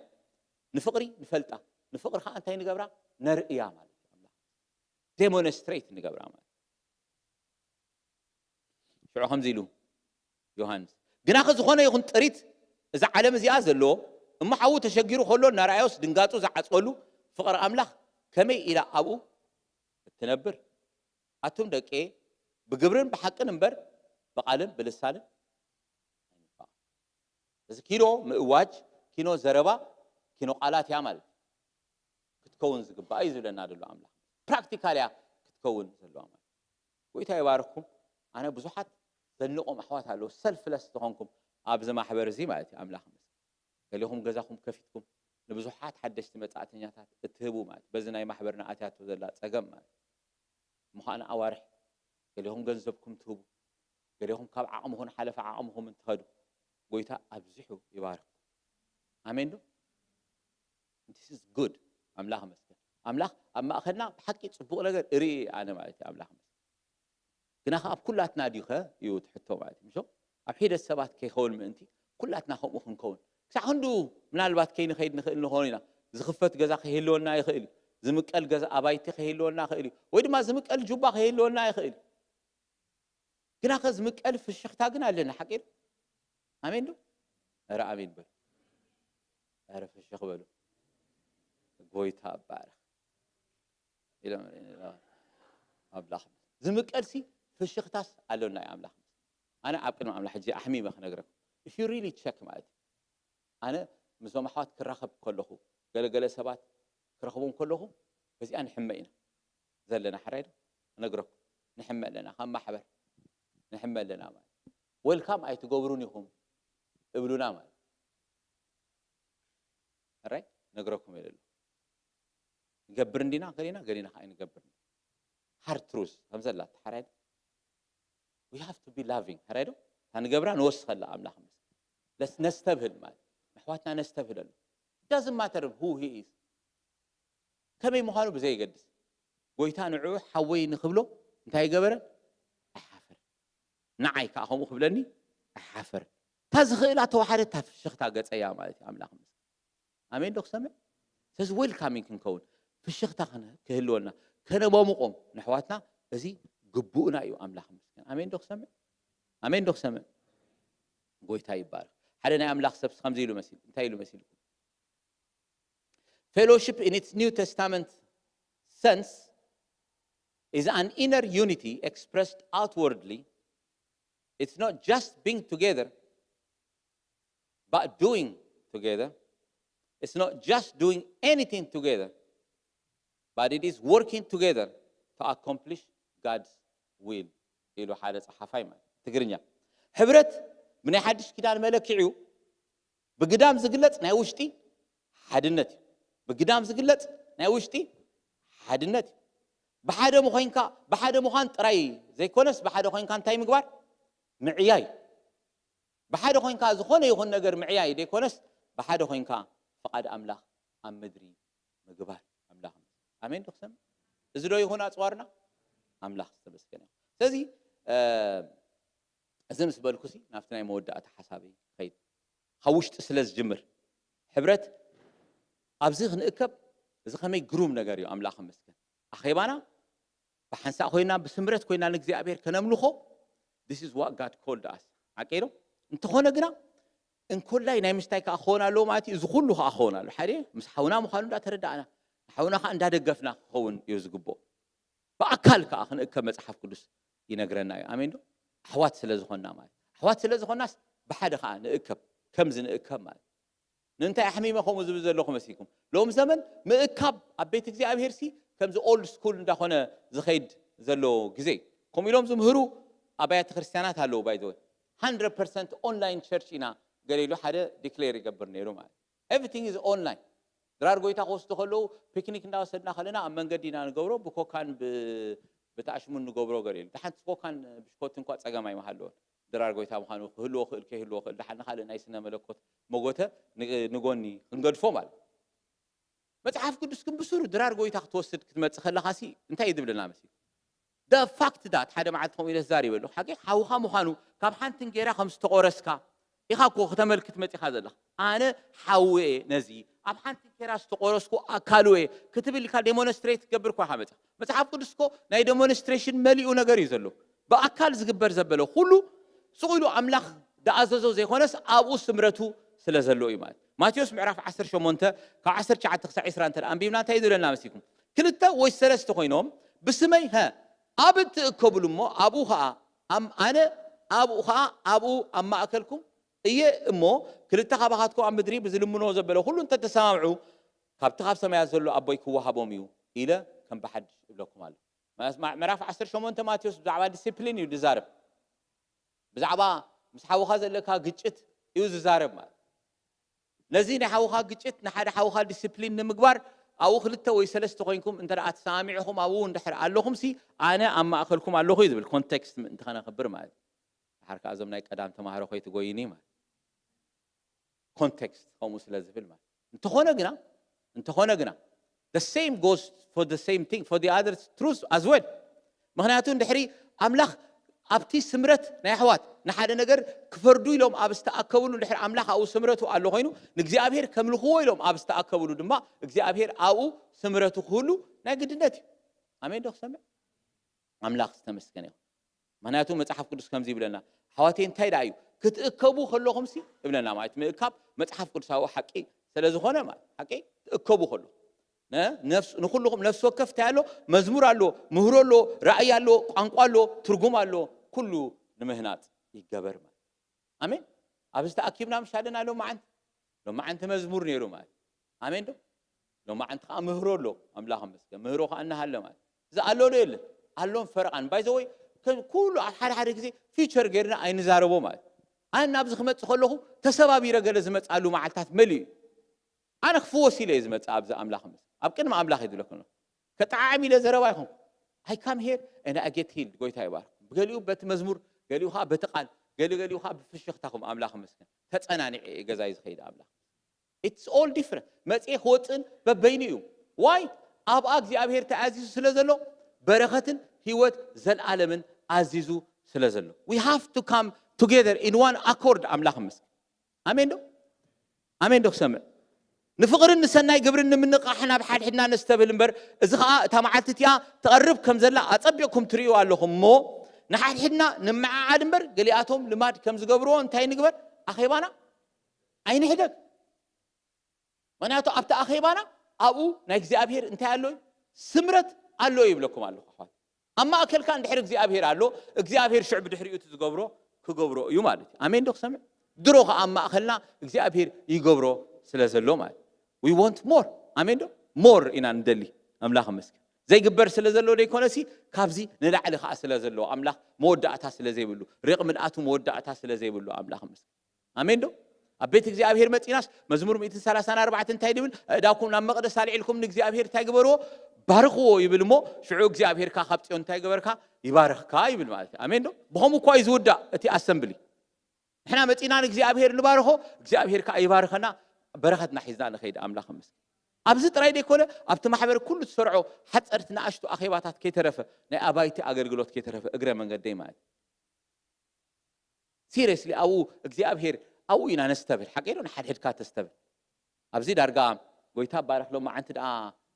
ድራር ማቆርሲ ደኣ ክህልወና እዩ ኣብዚ ንሓድሕድና ገጽ ንገጽ ክንረኣይና ፊት ንፊት እምበር ኣብዚ ናይ ኣባይቲ ኣገልግሎት ክንበብሓደ ገዛ ክንከይድ ከለና ደጊመ ዝብሎም ንኹሎም ዝቐነኹ ሓንቲ እያ ማለት ሽግርና እንታይ ይመስልኩም ሕቆን ርእሲ ሓወኻ ጥቃይ ሓረኻ ትኸይድ ኣብዚ ሓቂ መፂኻ ኣብዚ ርእሲ ጥራሕኻ ትኸይድ እምበር ካልእ ዝረኣይ የለን ንሓድሕድና ከማን ንኽረኣይ ከማን ዕድል የብልና ግን ኣብ ኣባይቲ ኮፍ ክንብል ከለና it gives us more advantage አምላኽ መስገን ሓቂዶ more advantage ንሓድሕድና ክንረኣይ ከነስተብል ክንማሙቕ ማለት እዩ ክንጓሳሰ ጉድለትና ክንረኣይ ክንደጋገፍ ማለት ስለዚ ሓደራኹም አምላኽ መስገን ማሕበር ነሲሪየስሊ ትሕልዎ ተሰርሓሉ ስለዘላ ኣብ ሕብረት ኣብኡ ክንህሉ ኣብ ከባቢና ኣብ ዘሎ ኣባይቲ ክንሓብር ማሕበር ተተሓሳሰብ ኣላ ማለት ናይ መወዳእታ ገፀይ እንዳኸድኩ ኣምላኽ መስገን እምበኣር ኣብ መወዳእታ ሰለስተ ሰባት ንምንታይ እምባ ካብ ሕብረት ዝተርፉ ተዛሪበ ክውድእ እንታይ እዮም ሰባት ካብ ሕብረት ዝተርፉ ዝመስለኒ ማለት ካብቶም ዝረኸብኩም ሰባት ካ ክዛረቦም ከለኹ ዝሰማዕኽዎ ማለት ገሊኦም ኣብ ሓዎም ሽግር ስለ ዘለዎም ናምበር 1 ሪዝን ሓቂ ሰብ ደብኩር ካብ ቸርች ታይምስ ኮን ምስ ጀመረ በልዋ ድገምዋ ጎይታ በልዋ ምስ በልካ ትሕክኽ ማለት ትሕክኽ ትኸይድ أنا it has to be it's better be said ዝባሃል ነገር አለ ክባሃል አለው ገሊኡ ከዚህ ልካይ ይስኢሉ ተደፊኑ ዝተርፍ ኮሪኻ ዶ ካብ ገዛኻ ተሃድም ዲኻ ካብ ገዛኻ ኮሪኻ ወላ ኮሪኻ ተኸድካ ኣማሲኻ ናበይኻ ኣብ ገዛኻ ትመጽእ ኣለካ በርኪ ዓረብካ ባእኽቲ ኣትለካ ምርጫ ይብልካ ምክንያቱ ገዛኻ ሓውኻ እዩ ተጋፊጥካ ተዓሪኻ ኢኻ ትውድእ ማለት ሓቂ መሰረት ሕብረትና ሕውነት ምዃኑ እንተዳፈይትና ፈጺምና ክንበትኮ ኣይንኽእልኒ ኣሜን ዶ ክሰምዕ ስለዚ ኩራ ምክንያት ክኾን ኣይክእልኒ ማለት ኣሜን ዶ ናይ ገሊና ድማ እንታይ ይመስል ስራሕ ምሽ ዶ ስራሕ ሰንበት ሽፍት ዘለዎ ሰብ ኣሎ ድሓን ትፋይ ሰንበት እንድሕር ሽፍት ካመፂ እንታይ ሞ ክንገብር ኢና ተን ሰዓት ክመልኣ ስለ ዘለዎን ክትነብር ከዓ ስለ ዘለካ ትከፍል ስለ ዘለካ ክራይካ that's okay if you can't change it that's fine ለዚህ ኺኢልካ ግን ሰንበት ክትመጽእ ዘይትኽእል ትኾይንካ እንታይ ግበር ከይሮሓ ናይ ኣባይቲ ምጻእ ሓቀይዶ ከይሩ እንታይ ኢሉ ሎ ኣብቲ ናይ ኣባይቲ ክንከይድ ከለና ዝደጋግማ ኣላ ሓንቲ ቃል እናቱ ኦተርሽፕ ስለ ዘላ ክደግማ እዚኣ ማለት ተደሊኹም ዋላ ሰንበት ትረፉ ድሕሪ ዘይጥዕመኩም ኮይኑ ካብ ናይ ኣባይቲ ኣገልግሎት ግን ከይተርፉ ይብለና ማለት which is true አለላለ በሓል ሕጂ ሕራይ ሰንበት ሽፍት ኮይንካ ኣይመጽኻ ታንካ ኣባይቲ ደኸድካ ዓርቢ ኣይጣዓመትካ ሓሙስ ታንካ ደትኸይ I'm asking you have to ask ታንካ ደትኸይ እዚ ምኽንያት ክኾን ኣይኽእል ኣለና ዶ በሓል ገሊላ ግን ኤክስትራ ሽፍት ስለ ነምጽኢና ሓቀይዶ ወይ ዱርዳሽ እንሰርሕና ወይ ኡበር ኢትሲና ክንሰርሕ ወይ ገለ ኢና ክንገብር ክነኻዕበት ኢና ንኸይድ ማለት መጽሓፍ ቅዱስ እንታይ ከም ዝብል ትፈልጡ ዲኹም እግዚአብሔር ንቤት እንተዘይሃነጻ ሃነጽቲ ንኸንቱ እንታይ ገብሩ ናይ ሓቂ ዝብለኩም ዘለኹም ጽን ኢልኩም ስምዑኒ ሕራ I'm seriously telling እግዚአብሔር ንቤት እንተዘይሃነጻ ሃነጽቲ ንኸንቱ እንታይ ገብሩ ይጽዕሩ እግዚአብሔር ንኸተማ እንተዘይሓለዋ ሓለውቲ ንኸንቱ ይነቕሑ አንጊኻ ምትሳእኻ ኣምሲኻ ምድቃስኩም እንጌራ ጻዕሪ መብላዕኹም ከንቱ እዩ እዝስ ንፍቁራቱ ደቂሶም ከለዉ ይህቦም ኣብቲ እግዚአብሔር ተምልኾሉ ስፍራ ምስ ኣሕዋትካ እንድሕር ኣብኡ እግዚአብሔር ሕብረት ኣሕዋት ኣብኡ እግዚአብሔር በረኸትን ህይወት ዘለኣምን ዘሪኡሎ ኮይኑ ሰሪዑሎ ኮይኑ እግዚአብሔር ካል ንዕኡ ጽቡቕ ተዳኢልዎ እሞ እግዚአብሔር ንዕኡ ዲላይትፉል እንደራኢልዎ ኣብኡ ዘይምህላውካሲ መጀመርያ ትጉዳእ ንስኻ ኢኻ ማለት ሓቂሩ it's not a good thing ጽቡቕ ኣይኮነን ኣምላኽ ምስ እዛ ኣብኡ ክንህሉ እዩ ዝግባአና ማለት ኣምላኽ ከምቲ ነቶም ደቂ እስራኤል ምድሮም ምእንቲ ከይትውረር እግዚአብሔር he took it seriously ዶቦም ኣስፊሑ ትምኒት ከማ ናባታቶም ዘየቐመጠ እግዚአብሔር ከምኡ ክገብረልኩም እዩ ኣሜን ዶ እንጌረኻን ማይካን ታክገብረልካ እዩ ዝብል መጽሓፍ ቅዱስ ክባርከልካ እዩ ድብል ቃል አንቢብኩም ዘለኹም yes ሓንቲ ምስክርነት ክነግረኩም እዩ ቅድሚ ቁርብቲ ዓመታት ኣብ ስራሕና ሓንቲ ተኣሽሙ ተዋሂባትኒ ማለት ሕጂ ብዛዕት ሰናይ I'm nobody ሕራይዶ ባይዘይ ጽብቕቲ እዚኣ ሓንቲ ተዛረብኩስ ከምዚ ከም ገለ ከይትመስለኩም ማለት እዩ ጽብቕቲ ስለ ዝኾነት እየ ማለት ከምኡ ድኻመይ ጥራይ ምውራጅ ስለ ዝፈቱ እየ ግን እዚኣ ጽብቕቲ ስለ ዝኾነት ክነግረኩም ናይ እግዚኣብሔር ኢድ ከዓ ስለ ዝኾነት ኣብቲ ኣገልግሎተይ ሲሪየስ ስለ ዝነበርኩ እቲ ኣገልግሎት ከዓ ወደ ሓደ ሰብ ክገብረለይ ስለ ዘይክእል ዝነበረ ኣብቲ ኣዋንቲ ኣብዚ ምድሪ እዩ እቲ ሓለቓይ ሰንበት እንኮላይ ዲማንድ ዝገብር እዩ ነይሩ ግን ኣይነገረንን ነታ ፖዚሽን ሂብኒ ማለት ናይ ሓለቓ ነታ ናይ መጨረሻ ፖዚሽን እያ ማለት ብዙሕ ተጻብኦ ዝነበረ እያ ባይዘወይ ሓንቲ ነይራ ምሳይ ጎኒ ትኸይድ she doesn't want me to be there he chose me መሪፅኒ ኣብታ ቦታ ክቕመጥ ነጊርኒ ልዕሊ 30 ሚእታዊት ናይ ደሞዘይ ብላዕሊ ትውስኽ እያ ነይራ እታ ደሞዘይ ማለት it's a big increase ማለት it's a big leap a big break ማለት ብብዙሕ ነገር ማለት ኣነ ሓራ ኢለ ማለት ፀገም ኢለ I will take it ወሸለ ጎይታ ባረኽ ኢለ ኣተያ ማለት ሽዑ ነጊርዮ ኣነ ሕጂ ኣብዚ ሁሉ ክህሉ ኢለ I will work day and night and I have to go to church on Sundays I have to minister ሓደ ጊዜ ኻ ስለ ዘገልግል እንዳሰበኩ ከለኹ ቴሌፎኔ ከጥፋይ ኣይሰማዓካኒ if there is emergency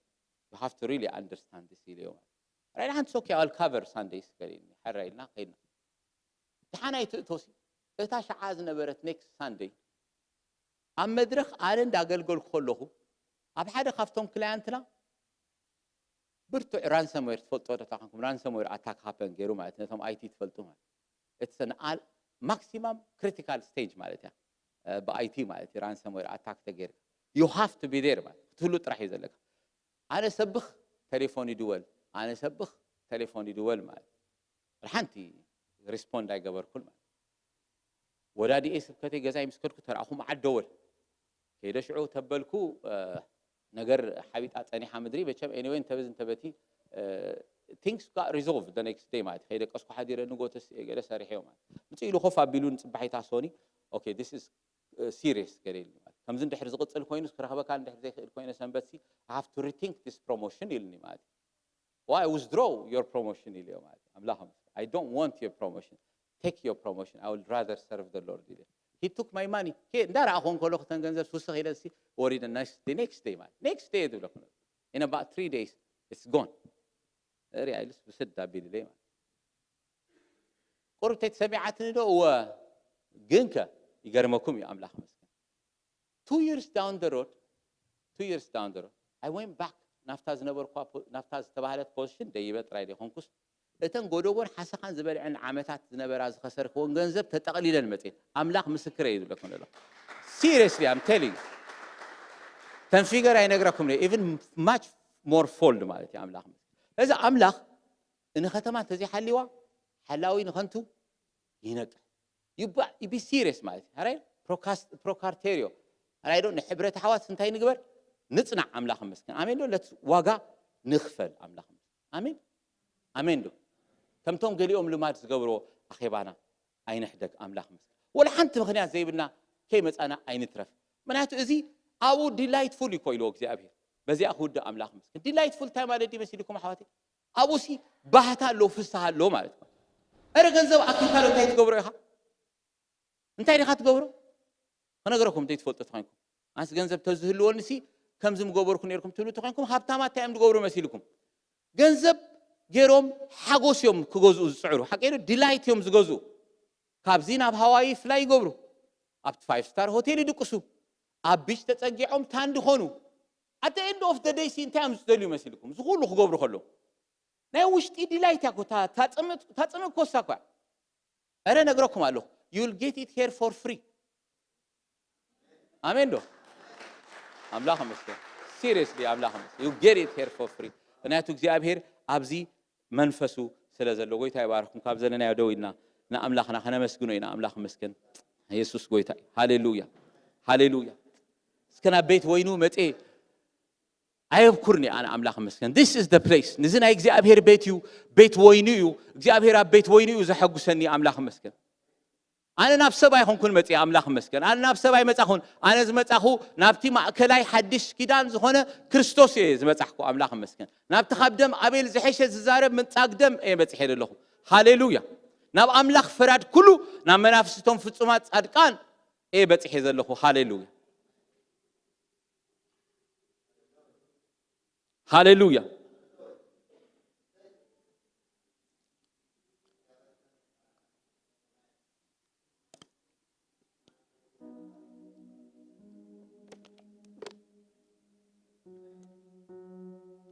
فإذا خملخ كمت خلو خسي واقع خفيلة زملخ أملاخ مسكن واقع خفيلة زملخ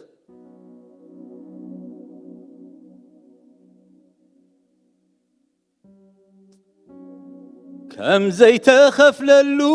واقع كم زي بلو عيدلن كمل فرخات عيمة محرت بزيح اللي تحقي سدا سجد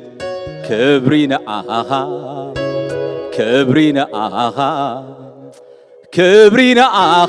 يخون كبرينا هاليلويا كم زي تقبرلو واقع كم زي كفللو عيدلن كمل فرخات عيمة محرت بزيح اللي تحقي سدا سجل كبرينا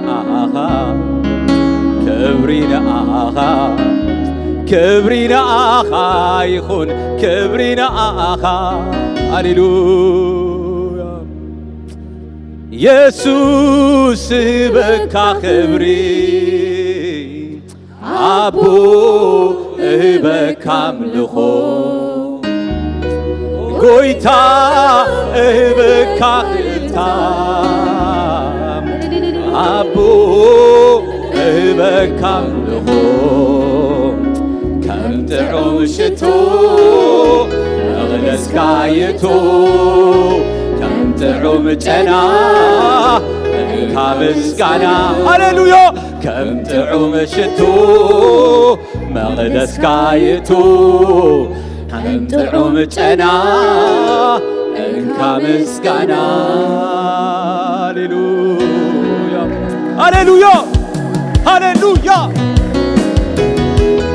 هاليلويا هاليلويا هاليلويا يسوع زهبك خبري أبو البك عملخو قلت ألتا أبو إلقام لغو كم تعم شتو رسكايتو كم تعم جنا انكا مسكانا كم تعم شتو مقدسايتو كم تعم جنا انكا مسكانا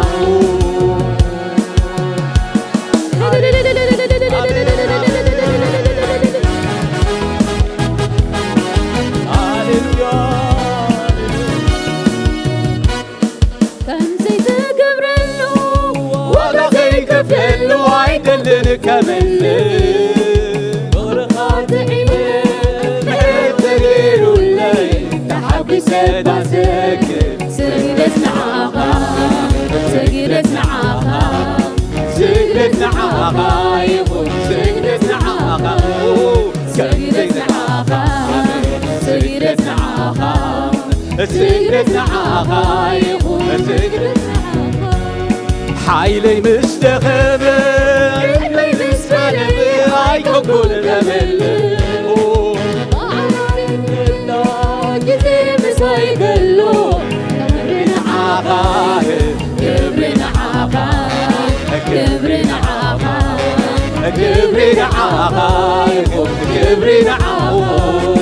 كبرنا عاقا كبرنا عاقا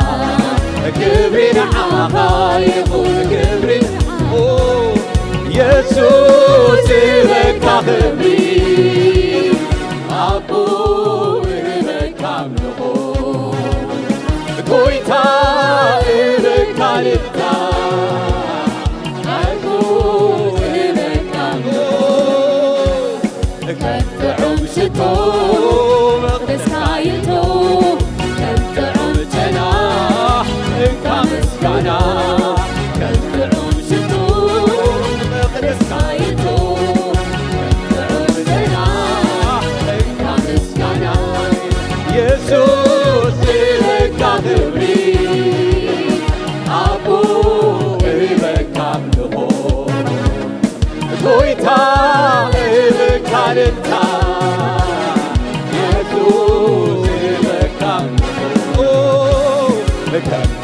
شتو مقدس كايتو كم تعم جنا كم مسكنا كم تعم شتو مقدس كايتو كم تعم جنا كم مسكنا هاليلويا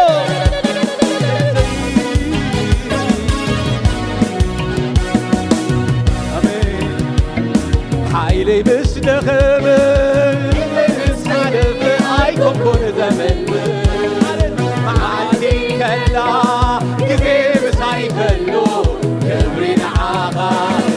كبرين عاقا كبرين عاقا كبرين عاقا كبرين عاقا حيلي مستخب كذب السنة عايكم كل زمن معدي كلا كذب سايكلو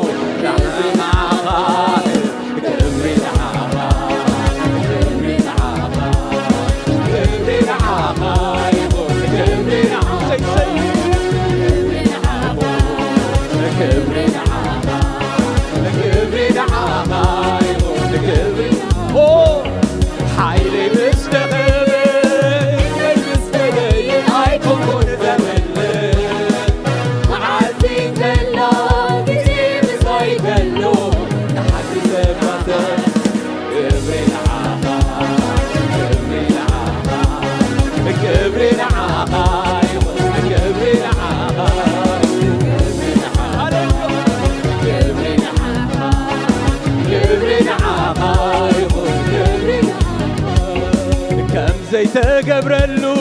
واقع زي كفللو عيكون الزمن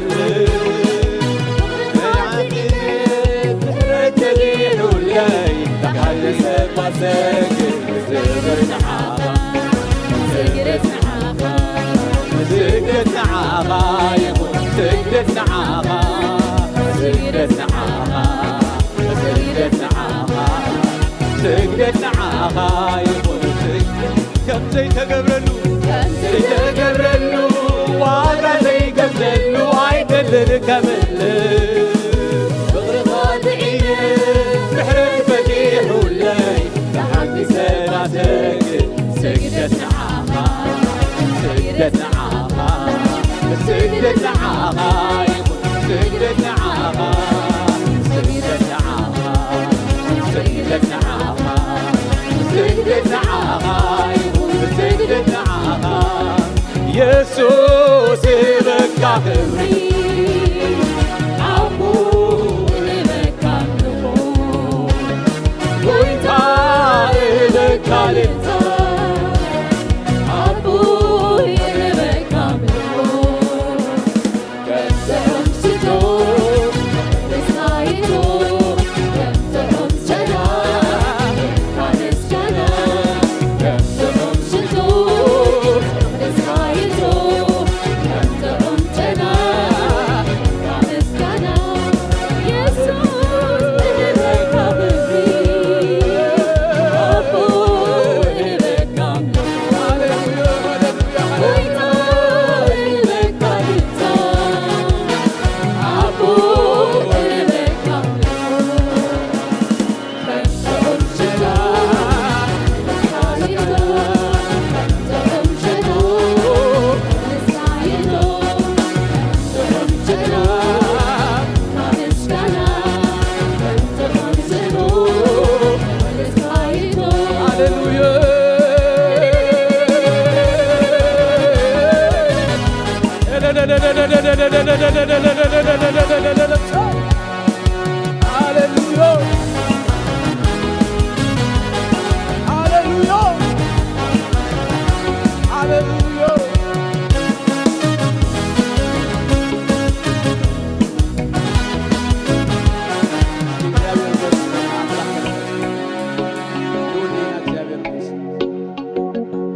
ኢየሱስ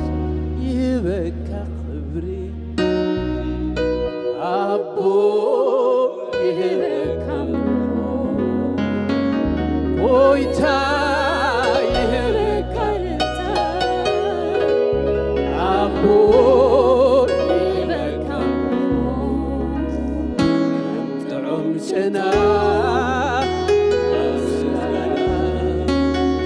ጥዑም ሽቶ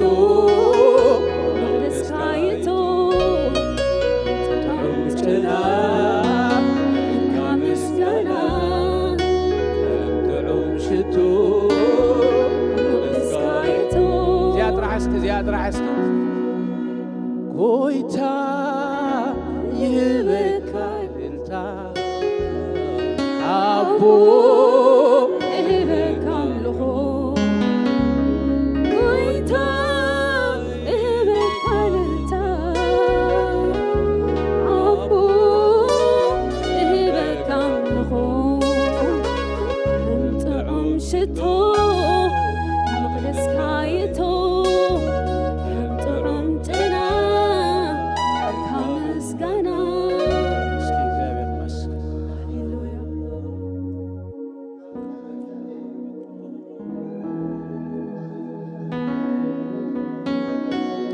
ልዑልን ቅዱስን ዘላለማውን ዝኾንካ ብሩኽ ሰማያዊ አቦ ኢየሱስ ክርስቶስ ሽም ተመስገን ነመስግነካ ኣለና ንናይ ቃልካ ሓቂ ኣሜን ንብል ንናይ ቃልካ ሓቂ ድማ እግዚኣብሔር ኣምላኽ የርእስና ንህብ ደገፍ ኣብ ንደልየሉ ደገፍ ኩነን ዓቕሚ ኣብ ንደልየሉ ዓቕሚ ኩነን بقعات هم ندليل له بقعات كنا أداونا بمحبر درجانا بخان الإعلان كم تي قلياتهم لما تسقبروا أخي بانا إن حدك تبهيلو خمس تسحب زيابير أملاخي أبيتك حقوس أبيتك السلام أبيتك عرفتي أبيتك متسننع أبيتك فوسي أبيتك ناتك سمرت كمزلو زيابير أملاخي أخي با حوات مخانو تردي إنك زيابير أملاخي كل ساعة بأمننتنا بيتك زيابير كنمت بشم يسوس كريستوس كترد عنا تسلنو زيابير أملاخي بشم يسوس كريستوس اللي إرمحاويا زي مسكنك له بأمنة بزا ساعة زياب بشم يسوس كريستوس أبلع لي ويدنا مبيرنا نتسللونا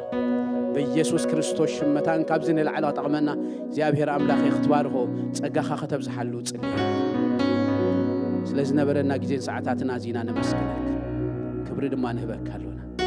بويتانا بمدحنينا بيسوس كريستوس شميلك زيابهر يباركم ناي مودعتا